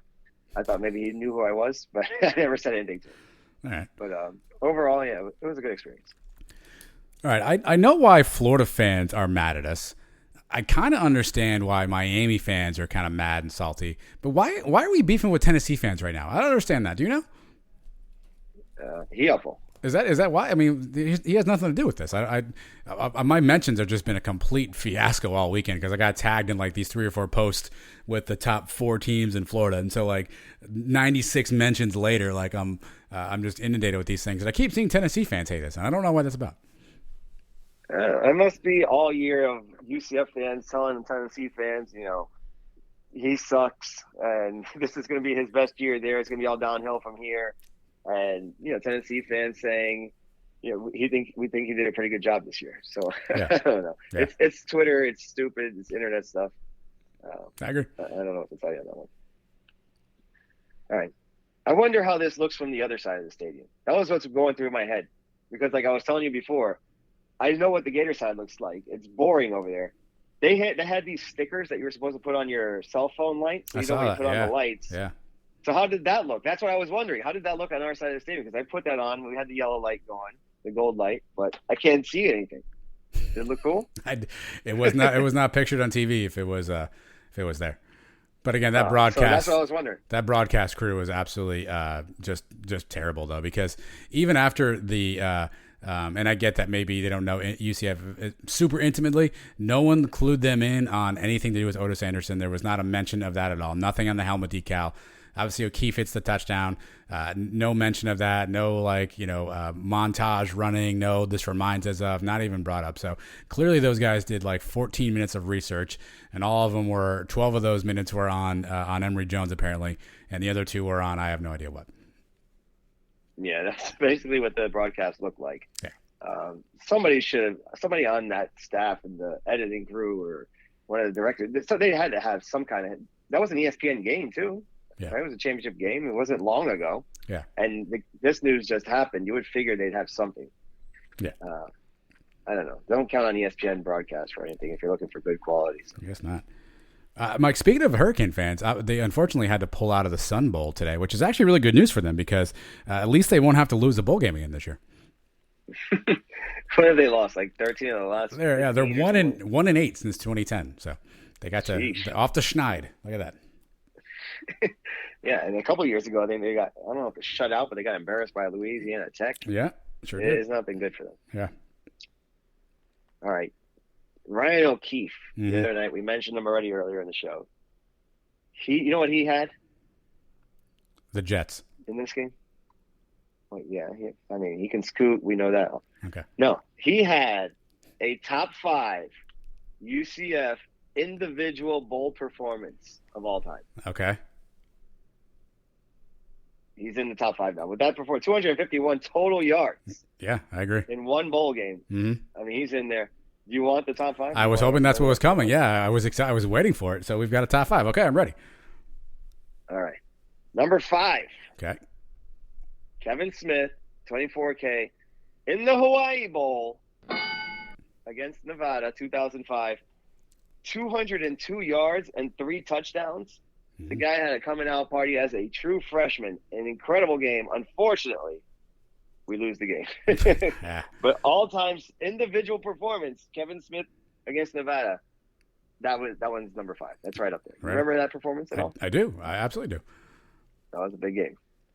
Our first ever bowl game. And in the same game, number 4, Brandon Marshall. 3 touchdowns of his own, 210 receiving yards, catches the touchdown to send the game to overtime. Again, in a loss, but the 2 of those guys had career days that day. 24K went on to have bigger games afterwards in 2007. But, oh my goodness, those guys were animals. And we still lost. How did we lose that game? Matt Prater. All right, number 3, to some winning games. Rennell Hall, Fiesta Bowl 2013, 113 receiving yards, 2 touchdowns. We know the long touchdown runs. He only had 4 catches in the game, but he made 2 of them count, and those were huge plays. I guess you want to give some credit to the blocking downfield. Yeah, Josh Reese needs a hockey assist. Reese? Yeah. Yes, but Rennell Hall with the incredible individual performance, number 3 on the list. Yeah. You have any beef with any of these so far? No, I'm good. Well, I don't know what you're missing, so I don't know what 1 and 2 are. So far, so good. All right, number 2 was Thursday night, Ryan O'Keefe, 251 total yards in the Gasparilla Bowl with the touchdown. Mm-hmm. If he breaks that 74-yard run for, 4 more yards and has 2 touchdowns, maybe we're talking about number 1 spot. Maybe. But we're not. We're not. So the number 1 individual performance in a bowl game of all time. You got it? You know what it is? I want to say Blake Bortles. No. Shaquem Griffin against All right. the Auburn Tigers Peach Bowl. 12 tackles. Yeah. A sack and a half. 3 tackles for loss. Yeah. All over the field. All over sideline to sideline. Jarrett Stidham was having nightmares about Shaquem Griffin. Yeah. He was an animal that day. Individual performance number 1 in a bowl game. Yeah, no, that's fair. Yeah, that's a fair list, Mike. Once again, your top 5s are undefeated. Thank you. Yeah, no problem. Speaking of Matt Prater, actually, Mike, you were on the live show with us this past Wednesday. Colton Boomer mentioned that Matt Prater was his favorite player all time. That actually may be a jinx, though, because on Saturday, Matt Prater missed 2 field goals and an extra point, and the Cardinals lost. So maybe Colton Boomer jinxed Matt Prater. Yikes. Yeah. Yikes. I mean, Matt Prater did miss the extra point in the Hawaii Bowl that I just talked about. He did, yeah. So he's known to miss around here. Well. But, well, tough week. He's had a good career. There's only one Isaiah Bowser. One Isaiah Bowser. I was singing this in the fourth quarter as we were running it down their throats. Walking along, singing a song. Walking in a Bowser Wonderland. Wow. And they were just hearing it from me. The Gators fans that were scattered around. Oh, man. Why don't we sing more like soccer fans during football games? Just get chants going. Once we're up by like 12 and we're just running down their throats, we should be singing it to them. Right? Okay. It felt good. I'm in. So 35 carries, 155 yards. There is only one Isaiah Bowser. Hopefully he's back next year. Did you make that song up yourself? No, I stole it off that Ricky Hatton, the boxer. There's only one. They always sing that. Yeah, I didn't know if Europeans. you thought that your own. Okay. Isaiah Bowser. Okay. I mean, I knew that I've heard the tune before. Mm-hmm. I just switched it up, but I could be catchy as we're pounding teams in submission to do an Isaiah Bowser chant. I think it'd be fun. Yeah. Well, Mike, I've got a treat for everybody. Addison is back. She has another top 5 list. She sat there and watched the game. She took a lot of good notes, and Addison's returned with at least their final football top 5 of the year. Addison, welcome back to the show. You had a couple weeks off. Are you rested? Are you ready to go? Yep. All right. How was your Christmas, Addison? Was Santa Claus good to you? Yeah. All right. Didn't sound like a confident. Yeah. New phone. Mike wants to know what you got. No phone. I got AirPods, an Apple Watch, some shoes. Wow, those are some big ticket items there. Yeah, Lululemons. I think we got some Lululemons. Uh-oh. It's like $120 for a pair of pants, Mike. Who the hell knew?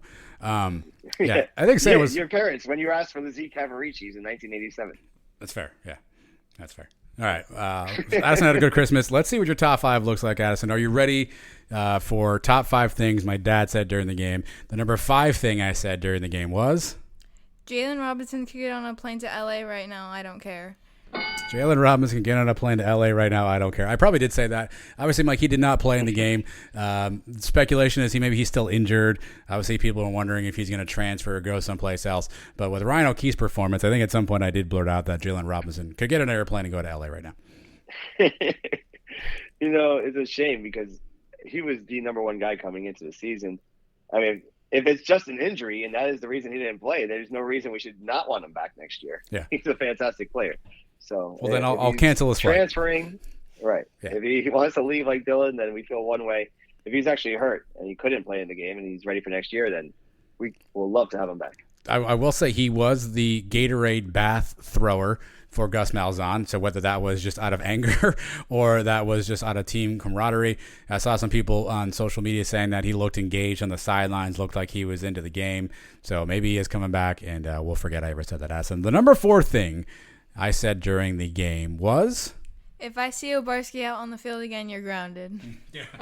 Yeah, that was after the miss, though. That was a bad one, though. You didn't get grounded, though. Well, he made the other one, so you're good. He came back and hit 2. Yeah, some big ones. All right, that's on the number 3 thing I said. I'm not done with number 4 yet. Do you not? Okay, all right, here we go. We're just making our own rules up, Mike. Here we go. Another number 4. I'd be happier if your mother was the kicker. Yeah. I mean, even Obarski's makes look like Mrs. Mike. I don't know if it was like that in the stadium, but even his makes don't look like they're going to go in. Well, I think he had the distance on the furthest one, the one that he missed. Yeah. He had plenty of distance. He just missed it to the right. Yeah. The Florida kicker had like a 51-yarder, and I swear it didn't go 35 yards. It didn't even make it to the 5-yard line. Yeah. And we were dancing with the miss. They missed 2 kicks, so we actually came out plus on the special teams this week. All right, Addison. The number 3 thing I said during the game was? Still not done with number 4. Okay. You're supposed to kick the ball inside the big yellow things. Yeah, the big yellow things. That's fair. I mean, again, that was a tough kick, 51 yards. I don't know why Gus went for that. Maybe that's not on Obarski. I feel bad. These were kind of harsh. Are we done with number 4s? No. Oh. All right, well, what do we got? What's our number 4 here? Oh, my God, Obarski. Yeah, that could have happened anytime, really. I'm not so sure. I don't think I take that one back. When we go for 2 on the first touchdown, how are you feeling? You wanted to go for 2? You wanted to kick extra point? I was confused because I think I was running around the house like cheering, and they didn't have the camera on the extra point for some reason. And then all of a sudden, I saw Andrew Brito with the ball, and I was really confused. So it was one of those. Yeah, I don't know. Yeah, they look. You see them set up that way. They never go for it. They always just come back and kick it. Yeah, that's what I figured they're gonna do. And then all of a sudden, they're snapping it. I said, "Oh crap!" He had him. He had the throw was in there. He just couldn't hold on. That's cocky. All right, Addison, number 3 thing I said? Nope. Okay. Oh, good. Obarski's back. All right, I probably said that after he missed the first one and came back for the second one. So, to be fair, at that point, that was a fair statement, right? Is that pretty much all I did was talk about Obarski the entire time? Okay, listen, Obarski didn't cost us any games this year, right? Can we say that? We didn't lose the Louisville game because of him. No, we did not. No. We didn't lose the Navy game really because of him. No. Well, definitely not the Cincinnati and SMU. I mean, did he miss a field goal in the Navy game though? Maybe. I mean, we lost for 34-31, but still fair. He had the one fake field goal where he actually ran the first down and then kicked it afterwards. Yeah. And he made it. Yeah, it's fair. That was a big kick. Yeah.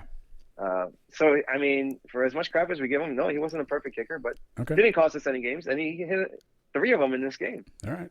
I mean, deciding factor in the game. I feel bad. I had all those bad things to say about Obarski. I apologize. All right. Number 3? Addison? Number 3, yeah. Yeah. Okay, we're at number 3. Here we go. Joey Gatewood, really? I don't understand Joe. I don't get the Joey Gatewood thing, Mike. I don't know what we're doing there.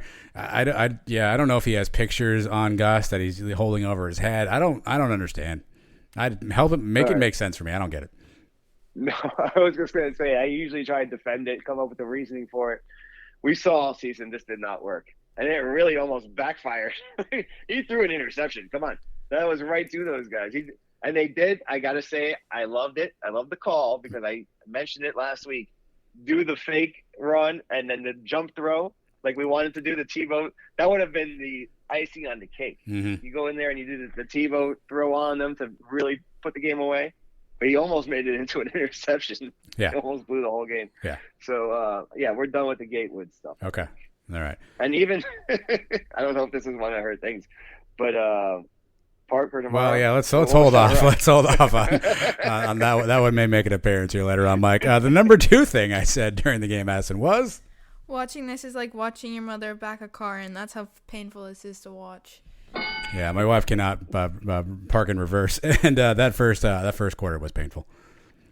Yeah, that had to be early in the game. Yeah, the rest of the way was nice. That'd been early. Yeah, I don't see a lot of comments from when we were winning on this one. All right, and the number 1 thing, I know you left. The number 1 thing that I said during the game, Addison, was we have one quarterback that can't throw and another that falls on his face. Yeah, that's fair. Parker Navarro took a dive on the top of his head. He was open too. I think he was going to the end zone on that one, Mike.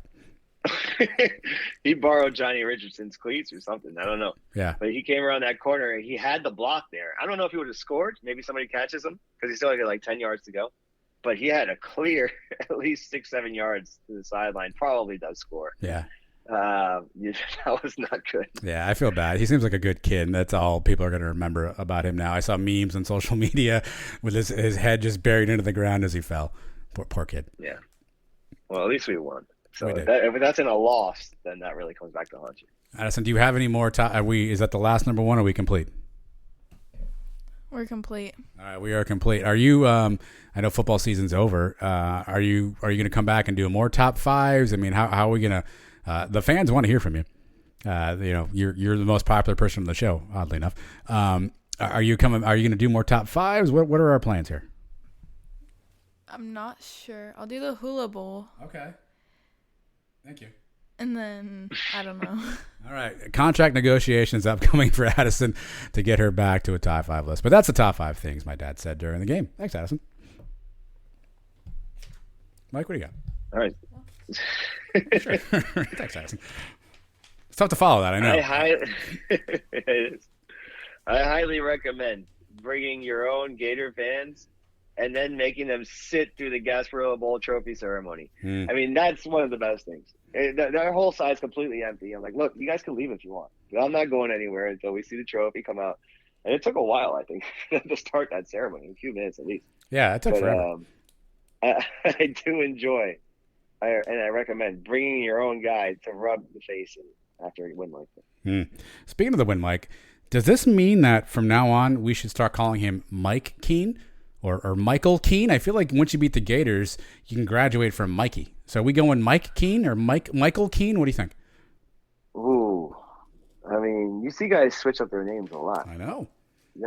You think he'd sound Michael Keene? I think Michael Keene sounds good. He's kind of close to Michael Keaton. But yeah, I think Michael Keene would. I don't know. You know what? I like Mikey as a quarterback. He sounds like more of a gunslinger when he's Mikey. Okay. All right. Well, I mean, I think he's if he wants it, I think he's earned the graduation to Michael Keene. So I'm willing to call. I was reading on social media that Devad Wilson wants us to call him Newt from now on. So we should call him Newt, I guess. But if Mikey wants to be called Michael, I'm here for it. Mama named him Clay. I'm gonna call him Clay. All right. I don't know. Whatever these guys want to do for their NIL deals, I guess is what we're gonna call him. Newt. That's listed like his Twitter handle, right? Yeah, it's some sort of. His mom posted the story on social media. Something that he was called as a baby. I guess he was a preemie, so he was kind of smaller, and so they called him something else, and then that just kind of morphed into Newt for short. All right. Huh? Whatever they want us to call him, that's what we're going to call him, I guess. Good game, Michael Keene. All right. What's better than 2 victory Big Macs? You know? 3? Yeah, which I did ask for a third, but we were already left. No, but free victory Big Macs because of your cousin. After you win, to the victor goes the spoils. I get free Big Macs. This guy was so sure of himself before the game. He goes, what are we going to do? Are we going to put something on this game or what? We're betting? I was like, all right, whatever you want. And you know what? I had already paid for the hotel. So that to me was done. But I said, loser pays for the hotel. He agreed on it. So I got a free hotel deal out of the thing. Free Big Macs. Everything's better when it's free and when you win a big game like this. Wow. How'd you get the Big Macs if you guys bet the hotel room? I bet the hotel, but then when we got to McDonald's, I said, hey, we kicked your ass. You're paying for that Big Mac. So, wow. Look at you. Just strong-arming people. I love to see it. Love to see it out of you, Mike. But it turns out, by the way, no, we were in the McDonald's, and I don't know if it's Quadric Bullard's brother or if it was Quadric Bullard himself. The guy came in uniform, basically. It was definitely with the jersey on. I think it was his brother, because I've seen Quadric up close. It didn't really look like him, but he was wearing the jersey. Maybe it was. I don't know. The players just leave on their own after this game. Malzahn took off on a jet. I think he went back to Orlando. I think if you're a senior, you can, but I don't know about underclass. I guess it's possible if you prearrange it that way, right? If you got holiday plans, if you're flying right out after Christmas. So I guess it's probably possible, but I don't know for sure.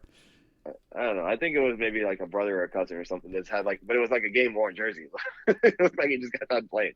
But I don't know. All right.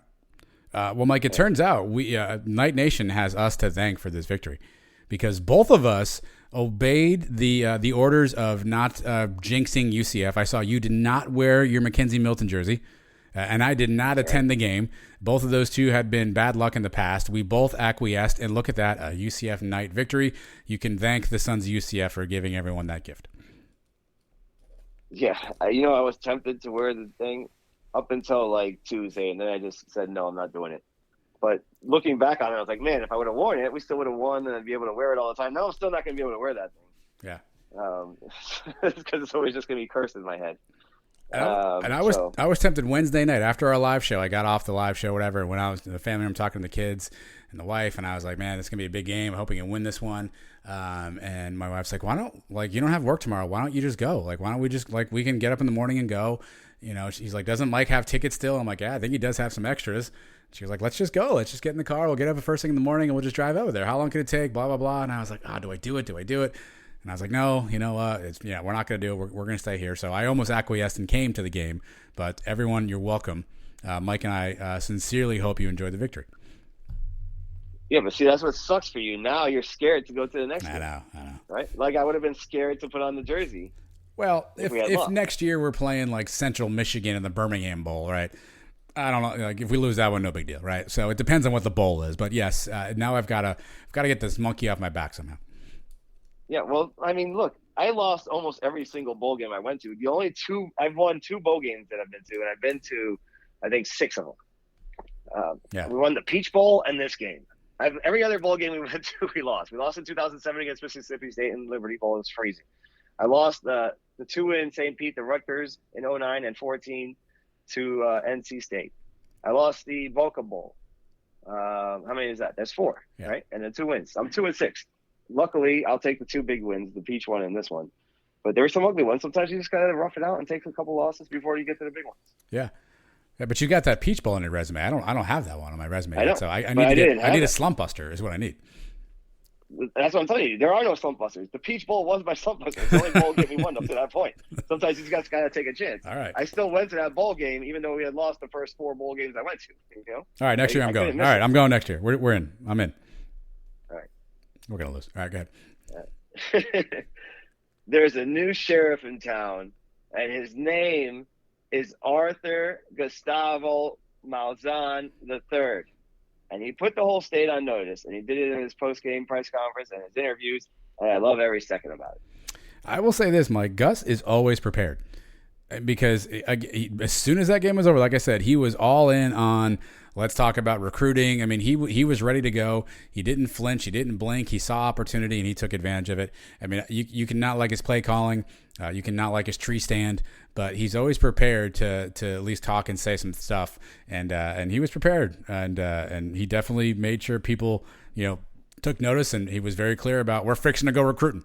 So, yeah, the message has been put out there, and I've in a close game, maybe he's not thinking about things like that, what he's going to say to the media after the game. But in the way that fourth quarter went, and maybe he had a couple of minutes just to think, they are going to talk to me after this. Am I going to send a message to anybody? Well, I think he did. I think he sent the message across the entire state and to all the recruits out there that we are the best team in Florida right now. Yeah. So get on board and really see this thing take off. Mike, I can't believe this is our last show of 2021. Next time you talk to us on the pod, it will be 2022, Mike. It's been an incredible year, and that got me to thinking. What are the top 5? What are the top 5 football stories of the 2021 year? Are you ready for the top 5 stories of this past year? Is this just UCF football related? Just UCF football, yeah. Just UCF football. All right. Here we go. Number 5. Top 5 stories. Number 5. Top 40 recruiting class, the best recruiting class in UCF history. Gus made a concerted effort to keep these kids home, to build a solid recruiting class, and he did that with the highest recruiting class ever, including a lot of local talent that we got to stay right here in our backyard. Again, we have no idea if these kids are good or not, but we got some local recruits. We got a good running back in Jordan McDonald. Castellanos could be a really good quarterback, Mike. This could be one of those great recruiting classes. We don't know yet, though, so that's why it's number 5. But I'm going to go with the top 40 recruiting class, the best in UCF history. That's something that we're going to have to build the future of this program on. And Gus has come in here and lit his hair on fire. He's getting it done, and it's continuing now after this game. All right, number 4 story of the year, Mike. The albatross that was the Dylan Gabriel story. Obviously, was he playing? Was he not playing? Was he doing? What's he not doing? And obviously his decision to transfer, although this isn't really a positive story, that was definitely a story that dominated 2021 and the rest of the football season. But again, we talked about this before to Mikey Keene and all the guys, particularly Mikey Keene, who sort of endured this behind the scenes and never let it really get to him. I think that's a real testament to those guys. But Dylan Gabriel's transfer, the number 4 story of the 2021 football season. Yeah, this really started growing legs at the end of the year when we found out that he could have been playing the last couple games of the year. He could have played in a rivalry game against South Florida, chose not to. And we all saw the writing on the wall. He was going to be gone. That was a big story. Coming into the season, the guy was supposed to be the best player on our team, and then he left us high and dry before the season was over. Big story around here. Can't believe it's only number 4, so I don't know what the top 3 are. Number 3, Mike, the hiring of Terry Mohajir. While not directly only a football story, Mike, Timo has come in, and no short order, he scheduled a 2-for-1 with Florida, which I know people aren't always happy about, but I wonder if they feel better about it now, by the way. He unleashed plans for a revamped facility and all new football activities and campus type stuff in and around the stadium. So he's got a vision for that plan. He rolled out the new Knights script logo, which we'll make sure that maybe gets to merchandise one of these days. He was there for your hot dog bun issues. He was ready and willing and able. Did a lot of upgrades to other facilities around. Plus he's on the sidelines like cheering his ass off every game, and just seems like a high energy guy. And then obviously he was the guy who sent the email that said, "Dear Big 12, we're in. Love Terry Mohajir." So Terry Mohajir, his hire is the number 3 UCF football story of 2021. Yeah, this guy has done a great job in his first year. I mean, I got to meet him personally, and I really liked him. He gave attention to my daughter when she's filming the thing, and you just could tell he's a genuine person, and he's fantastic. His enthusiasm on the sideline, you love to see it.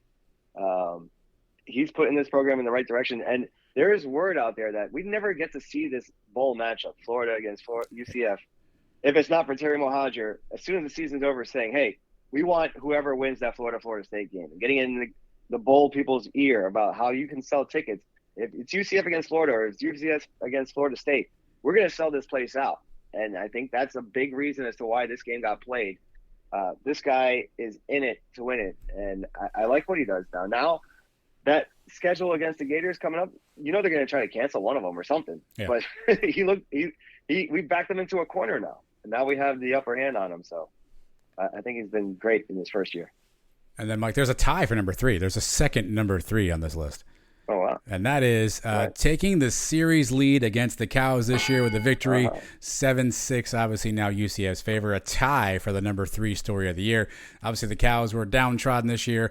That game doesn't have as much juice when the teams both aren't really good.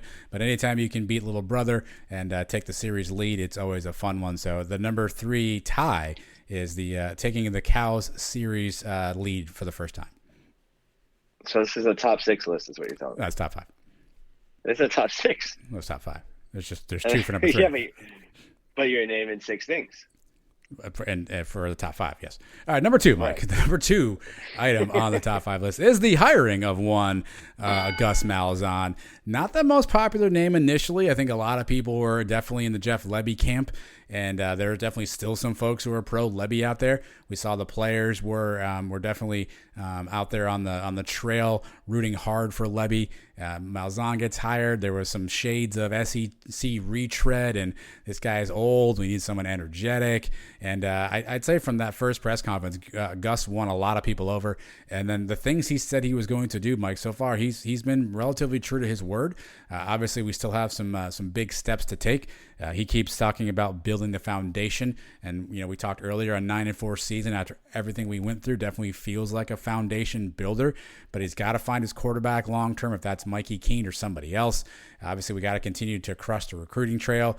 His assistants are going to get plucked at some point in time. Someone's going to come calling for T-Will. Can he hold on to his staff? So Gus has some challenges in front of him, but he's definitely brought some juice. He's definitely brought the whole football mantra about being the future here in Orlando. So I think Gus has hired number 2 story of 2021. We got a true professional here as our head coach now. We have the name. We have the respect. This is exactly what we needed. I know. What if you had to break down the percentage of the fan base that wanted Jeff Lebby to be the head coach? And if you had the option, Lebby or Malzahn? I mean, I think 90%. I was going to go 85. Yeah, I was going to say 85, but yeah, definitely high. And who knows how that turns out, but you don't have a guy that has experience. Malzahn's been coaching at the highest level of college football for the last decade, and he's been around the block. He knows how to recruit. He said it in his first opening press conference. I already know who all the best players are. I've been recruiting them. Now I'm just going to tell them to come here instead of going to Auburn. So we're seeing it pay off, man. And he keeps saying it, and he said it all year. This is just a foundation. This is what we're building. And he said it in his interview at the end of this game. We can win it all here. And he believes it. And please, Gus Malzahn, just stay here for 5-6 years at least, right? I mean, maybe it's foolish to think he's going to stay here forever. It would be great if he does. If he stays here for 15 years, becomes our version of Bobby Bowden, our Steve Spurrier, whatever it is, and takes us to that next level. But at least stay here 5-6 years and build something. I think we can really win big here in the next few years. Yeah, I think Gus strikes me as the kind of guy who likes to sort of be the underdog, likes the chip on his shoulder mentality. He always talks about, I was a high school coach. I was just coaching high school, right? Like, I think he likes that sort of underdog mentality. I think he likes the challenge of building something from the ground up. Now, when an SEC school calls with, an $8 million a year payday, that's going to be tough to turn down. But I think he genuinely likes the challenge of sort of being the underdog and being the guy who's now punching up. And now money is a factor, of course, but I think he generally does like that. So that's my hope, is that he'll continue to want to be up to that challenge. But, $10 million to go coach, Vanderbilt, I mean, that's going to be tough to turn down. Well, that's where us joining the Big 12 has to be a big bonus. Spoiler alert. Number one story of 2021 is UCF to the Big 12. All right. I mean, that's where we're going to be getting a lot more money just on TV deals to be able to keep a head coach like that. So you want to get into more of the Big 12 stuff? I know you got something. Yeah, Big 12. Obviously, we've been waiting for this for years, getting into a quote-unquote P5 conference. 2016, things seemed like we were heading in that direction with the Big 12, and the rug got pulled off from under us. We were in the Big East for like a hot minute before that became something else, and then we basically got relegated back down. So UCF had been fighting to get to this opportunity for a long time, and all of a sudden Oklahoma and Texas move, and realignment's upon us, and our name was on the list, and we definitely sealed the deal, and we'll move into the Big 12. Don't really know when at this point yet. Obviously, there's still some negotiation to take place, but I also think Gus wants to be the coach to lead us into the Big 12. I think that's something that he's probably going to take pride in. And think about this: if he can win a Big 12 conference championship, he obviously proved himself in the SEC. Maybe that's his deal. But either way, UCF finally gets itself on the playing field that's so rightly deserved, and gives us some additional advantages that we've been fighting for a long time. So a long time coming, but by far the number one story is to the Big 12. Yeah, this is impact on the entire athletic department, not just football. I mean, this is huge news. Like I said, they can take our TV payout now and times it by 8 or whatever it is, and that's how much more we're getting every year. Add that up over 10 years. It's a big difference when you're talking about these budgets and keeping coaches and building facilities and things like that. There's nothing bigger than us moving up a level. And then, we leave the cows behind. It just makes it more fun. So this is it. UCF is the future. This is the next step. We've been constantly taking steps from Division III to Division II, Division I to Independent to the MAC, and then Conference USA to the American, to now the Big 12. And the next step is, who knows, 5-10 years from now. But unbelievable news for UCF and the direction of this program. And we just saw it kind of pay off a little bit in the recruiting class. Xavier Townsend, a kid from Tampa, had committed to Iowa State, and then at the last second flipped and came to UCF. And the thinking being, I can still play in the Big 12 if that's what I want to do, and I can still compete at that level, and I don't have to go to Iowa for that. So I think there will be some recruiting advantages as well. So I think this is by far a big move. Danny White deserves a lot of the credit for that. I think Timo said basically this thing was on third base, and he just kind of waved the runner around, which is awesome. But I think with Timo, with Gus, hopefully that's a good springboard for us, and by far the biggest thing of 2021, Mike. And we'll look forward to figure out what that means for 22 and 23 and when that move takes place. But definitely a seminal moment in UCF history this year. Yep, and it's going to be great to see us play games in 2023 and 2024 in the Big 12 and see where if we win our conference, most likely we're in. Or if we are undefeated, we're definitely in. Right. There's not even a question about it. So I can't wait to watch those matchups. You got any more top fives? Got any more observations? Top fives, no. I got one more observation. What do you got? Is that they are going to have to sit on this one for 3 years, at least, or unless we play them in another bowl game. But Florida's going to have to sit on this until we stroll into Gainesville in 2024 as defending national champions after Gus has built this thing now for 2022 and 23. I think we have a chance in 23 and 24 to have our best teams ever with the recruiting that we've got going on. When we go into Gainesville, that's actually on my 44th birthday, October 5th, 2024. And we just stomped them in their own building. I can't wait for that day. What are the odds? You think that there's no way that gets canceled, right? The odds, you think that this is going to be the game that's played? I mean, this is the first one. The next two are scheduled later, right? 2030 and 2031. Yep. I mean, I guess you could cancel this one and keep those two, but then it's a 1-for-1. I don't think they would do that. So if anything, they would cancel after this first game, cancel the last two if there was a cancel. But they're kind of stuck now. Now that we've proven we can beat them, yeah, I think they're going to have to try to beat us now, or otherwise we're going to have that last word on them. I mean, they had it on us for 13 years. Now you can say they haven't beat us since Chris Leak was their quarterback. And we just beat them recently. So that's fair. Who's the better team? All right, my last observation, Mike. Do we still want Emory Jones? No. We're done with that? Do you? Yeah. I mean, I don't mind the competition, but I think I clearly can see where there would be flaws in his game that wouldn't be something I'd want to watch week in and week out. So competition, sure. A backup insurance policy, sure. But I wouldn't want to hand him the keys to the offense. No, I watched a few Gator games this year, early in the year especially. They played FAU, and I think it was the first game of the year, and he didn't look good. He threw a couple of interceptions in the end zone. The game against the Cows, he had a couple of really bad passes.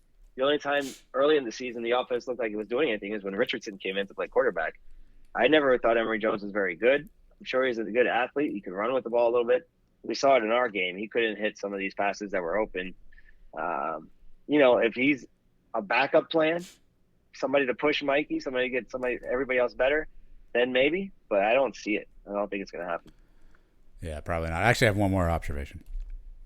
All right, go ahead. I saw today on social media that 3.2 million people watched the Gasparilla Bowl, Mike. I don't really have a joke here. That's just a lot of people who watched us kick the Gators' ass. It's nice. I wonder how many of those people are in the state of Florida. That's not the record, right? Is it the first Fiesta Bowl still our all-time record, or the Peach Bowl? Which one? I think the first Fiesta. I believe it's still first Fiesta. Yeah. The guys at Black and Gold had a good column on it, but I forget it off the top of my head. But I believe it is Fiesta. Right. Yeah. But for a Gasparilla Bowl, I mean, these are big time numbers. So that's great, man. Everybody was watching and they saw what happened. Yeah, I mean, the Gasparilla people have to be like over the moon with this matchup. Like, and how do we get this, kind of matchup every year? Yeah, and I'm sure there was. I don't want to call shenanigans on testing or anything, but they were going to make sure this game was getting played. The amount of the seats that they sold and how many people were going to be watching this game. You see, every other bowl game since then has been canceled, basically. So, I mean, I wonder how much of that we got too much invested in this thing. These guys got to play. Well, I'm out of observation. That's all I've observed. And shenanigans is a good call. You definitely want to call shenanigans on that. All right. I'm out of observations, too. So. All right. Well, what we're not out of, Mike, is opportunities to tell you more about Paper and Lace. I know that's a small business that we've been happy to partner with, Mike, and I know it's a business that you know a lot about. So why don't you educate everybody on Paper and Lace, what they do, and how they can get in touch with them? My sister Michelle makes the best wedding invitations you'll ever find. Check out her website, paperandlaceboutique.com. You can see all the different designs she does. She does the invitations, the place cards, the vow books, everything that you need for your wedding day. The thank you cards, everything. She'll take care of it all. You tell her exactly what you want it to look like, she'll make it happen. Give her a call, 954-597-6426. I've been telling you guys for the last couple of weeks. I know somebody listening to this show got engaged and is planning a wedding here coming up in the next couple months. Let her know. And tell her you heard it here on Sons of UCF. You get 10% off your first order. Look at that. Mike knows you people got engaged. You cannot lie to Mike. Also, Baylor, the Fiesta Bowl, 11.3 million viewers. That is the UCF record. Mike, coming up next, though, Cow of the Week. It's fun. Don't move. This is UCF Athletic Director Terry Mohajir, and in my spare time, when I'm not on TikTok, I'm listening to Adam and Mike on the Sons of UCF. Go Knights and charge on! Cow of the Week time. Mike, if you're unfamiliar with this particular portion of the show, we find something that made us laugh that we want to make fun of. And, of course, we use our neighbors to the west there, the cows, as our tribute to this segment, Mike. So a lot of interesting options this week. What do you have for Cow of the Week? Yeah, when you win a big game like this, sometimes you want to buy some merchandise to remember Oh, it sure, by, yeah. right? You get the coffee mug. I'm actually looking right now on my wife's desk while I'm recording this. The coffee mug from the Chick-fil-A Peach Bowl 2018, undefeated season. I love getting stuff like this to remember these seasons by, big games. And if you were, after this game, you wanted to buy maybe a patch, the Gasparilla Bowl patch, maybe to sew onto a jersey, or a T-shirt or something. The opportunity was there, if you don't mind the errors. Oh. So there's a patch out there that has the Gasparilla Bowl logo with the Florida helmet and UCF helmet. Only thing it says Florida under UCF and Central Florida under the Gators side. So I don't know who made these things, how much of a rush they were in, but I mean, is it worth more to you to have one of these error ones? I think somebody said they wanted one of those. Would you want that, or would you want the correct one, or both? I mean, if I'm a fan, I would want the correct one. If you're going to put it on a jersey, you have to have it right. Yeah, but yeah. if you just want like a souvenir or something, like the Cal Ripken baseball card or is it Billy Ripken? Billy Ripken, yeah. Yeah, something that's different, and you're a collector, maybe that would pique your interest, no? Yeah, I guess that would work unless I was really invested in it, right? So yeah, if it's just like a piece of memorabilia or something, like I have a green UCF shacket that Hayden Kingston sent me. It has nothing to do with UCF.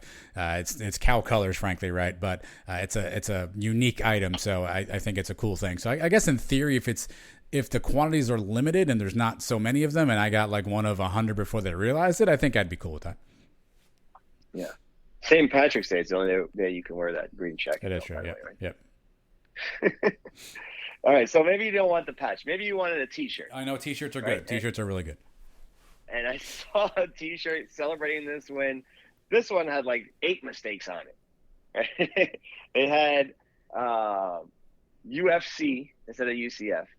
It had what were the other ones? I think it had the wrong thing on the front of it too. I forget. There was like 6 other. The names were misspelled. There was a whole bunch of things on this shirt that were no good. People were. I wonder if anybody bought this before realizing. And it actually also included Dylan Gabriel's name, which is awkward. Yeah, that's another thing. Gabriel's name's on it, and there was like 4 other obvious things I'm just blanking on right now. But the shirt was a complete disaster, and they were asking like $28 for it or something ridiculous. Yeah. The merch game is tough. I also saw Mackenzie Milton, obviously, who was at the game, who was pictured on the sidelines. He was wearing one of the Aaron Evans originals, which was the Knights essentially attacking. I think it was the cow on that, and somebody created a pop-up site that stole that design and was selling it on their site, and obviously it was Aaron stuff. So Aaron got in there and was like, "No, this is my site." So a lot of funny business in the merch game right now. I'm like, funny business. Yeah, I saw some of his designs. He's got some cool ones. I saw that he was thanking people for buying them. I didn't see this whole other controversy. Somebody else was selling his stuff. Yeah, there's some other website out there that was posting it and saying for sale, and then everyone else kind of realized it, and he responded to somebody and said, "This isn't my stuff. Don't report this. Don't buy it." Oh wow. Yeah. So if you want to go to Aaron, I think it's King Frog is actually the name of his site, something like that. It's probably on his Twitter account if you want to check out that shirt Mackenzie was wearing, or the other stuff he has for that matter. And our buddy Citronite Apparel. I mean, he's on top of this stuff too. He comes out with the fresh stuff. So he was ready right after the fact for sure. What do we have, like state champ shirts or something, right? Yep. Yeah, I think it was Florida, the Florida State logo, not the Florida State University, but the actual state of Florida logo. And I think it said state champs. I think it had the score on it too. All right. Yeah, there's gonna be all kinds of cool stuff out there. Yeah. So if you wait long enough, I just got my championship helmet hats from 2017 and 18. They were like $3.95 each. I got them both for like $8. Wow. So if you wait a few years down the road, this stuff will be a lot cheaper. But if you need it now to rub it in your Gator fans' face, go ahead and spend the money. Wait 3.5 years, and that Gasparilla Bowl hat will be on sale at Marshall's for like $2. You will be good to go, Mike. My cow of the week. So this is a longer story, but there's a guy on Twitter. He goes by RBJ2K1, and he went out to the Cows campus and was taking a bunch of pictures with a UCF shirt, like one laying over their logo, one laying over like that bull statue, whatever. A bunch of nice, funny photos, right? Nice, good, clean, rivalry fun. And he took a picture of the shirt over the entranceway to what is the football complex at Cal University there. And he put the picture over there and said, "Look what I found," yada, yada, yada. Well, some enterprising UCF fans zoomed in on this particular sign. It is the Frank Morsani football complex, and realized that it looked like, it's like wrought iron gates, and it's literally just one like long sign over it. But it was rusty. There was mold on it. There was like mildew and God knows what else. It basically was in really poor condition. So everybody just started making fun of the Cows and basically saying like, "Oh my God, this is your sign. I can't believe it." And so today on Twitter, some guy sends a tweet out saying, "I want to thank Mike Kelly, the athletic director, for getting this done so fast for Bulls Nation. In all my years, I've never seen engagement like this from our administration," right? So I read that tweet. I'm like, oh man, maybe they saw that. They're replacing the sign. They're fixing it. Yeah, they're going to upgrade something. Maybe they're starting a project, Mike. Turns out that's not what they were doing. They hired a guy to pressure wash it. That's their big win over there at Cal University right now. They found a guy who can operate a pressure washer. Like, there are guys who like literally drive up and down my street every weekend who are like, "Hey, you want me to pressure wash your house for $100? Hey, I'll clean your driveway $100." And the Cows, for God knows how long, finally found a guy with a pressure washer, and they're all excited about it. Yeah, I bet you those guys, somebody called them. "Hey, you guys are getting embarrassed on the internet right now. I'll come over and pressure wash your building here for $100. Probably. Or nothing." Let's go back and look at that picture. Maybe it has his advertising on it or something. No, I'm looking at it right now. I don't see just a guy with a green shirt on. If he's smart, he said, "I'll pressure wash your sign if you never make me go to one of your games again." The thing, yeah, I didn't even notice it, but then when you read the comments and you go look at it, it's pretty disgusting. Yeah, it was. The sign they had. Yeah.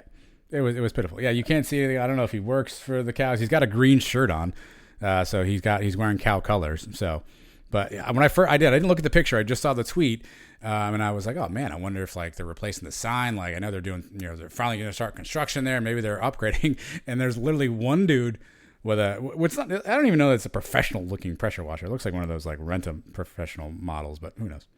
But that's what Cow fans are at. They're excited that they got a pressure washer.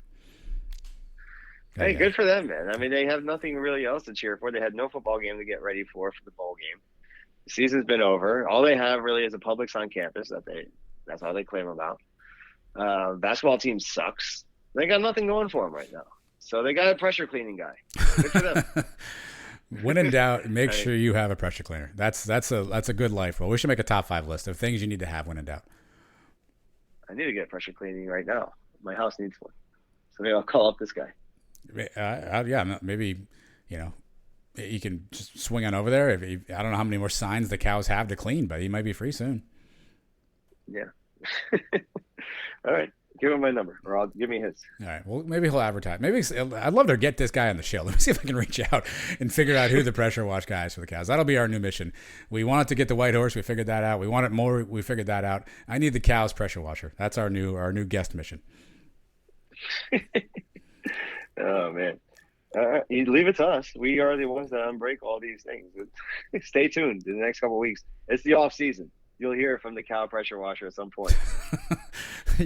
You sure will, Mike. But now, before you hear from us again, this week, again, special edition on Wednesday evening of the live show, Mike, because Thursday, UCF welcomes Michigan to Addition Financial Arena for a big matchup with the Knights. So, big basketball game this week, Mike. Basketball season now.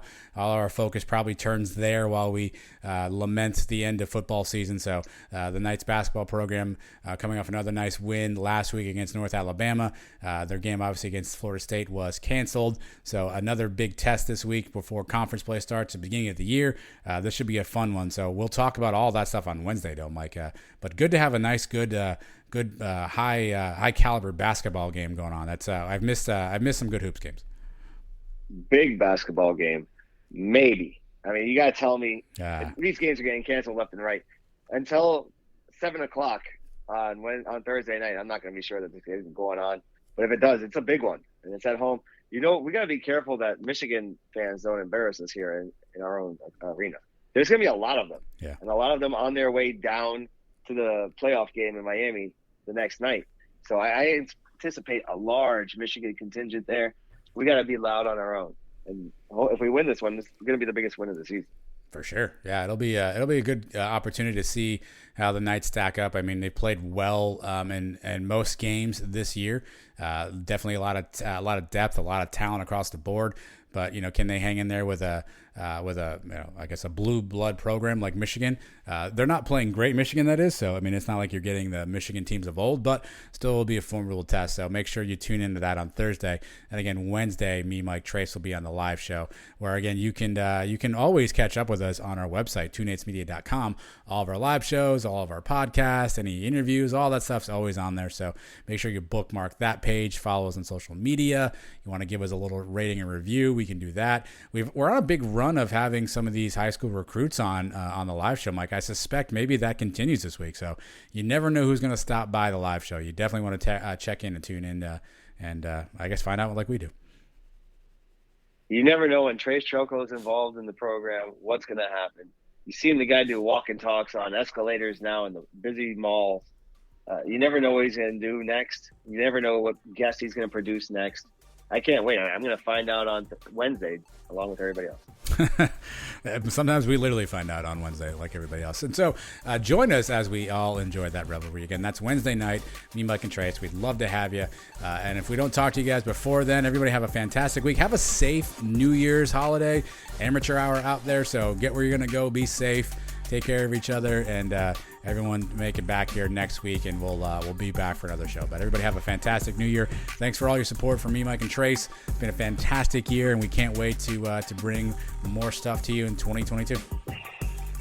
That's right, man. It's been a good year, like we said overall, and it's only getting better from here. So I can't wait for 2022. Everybody go Knights. Charge up.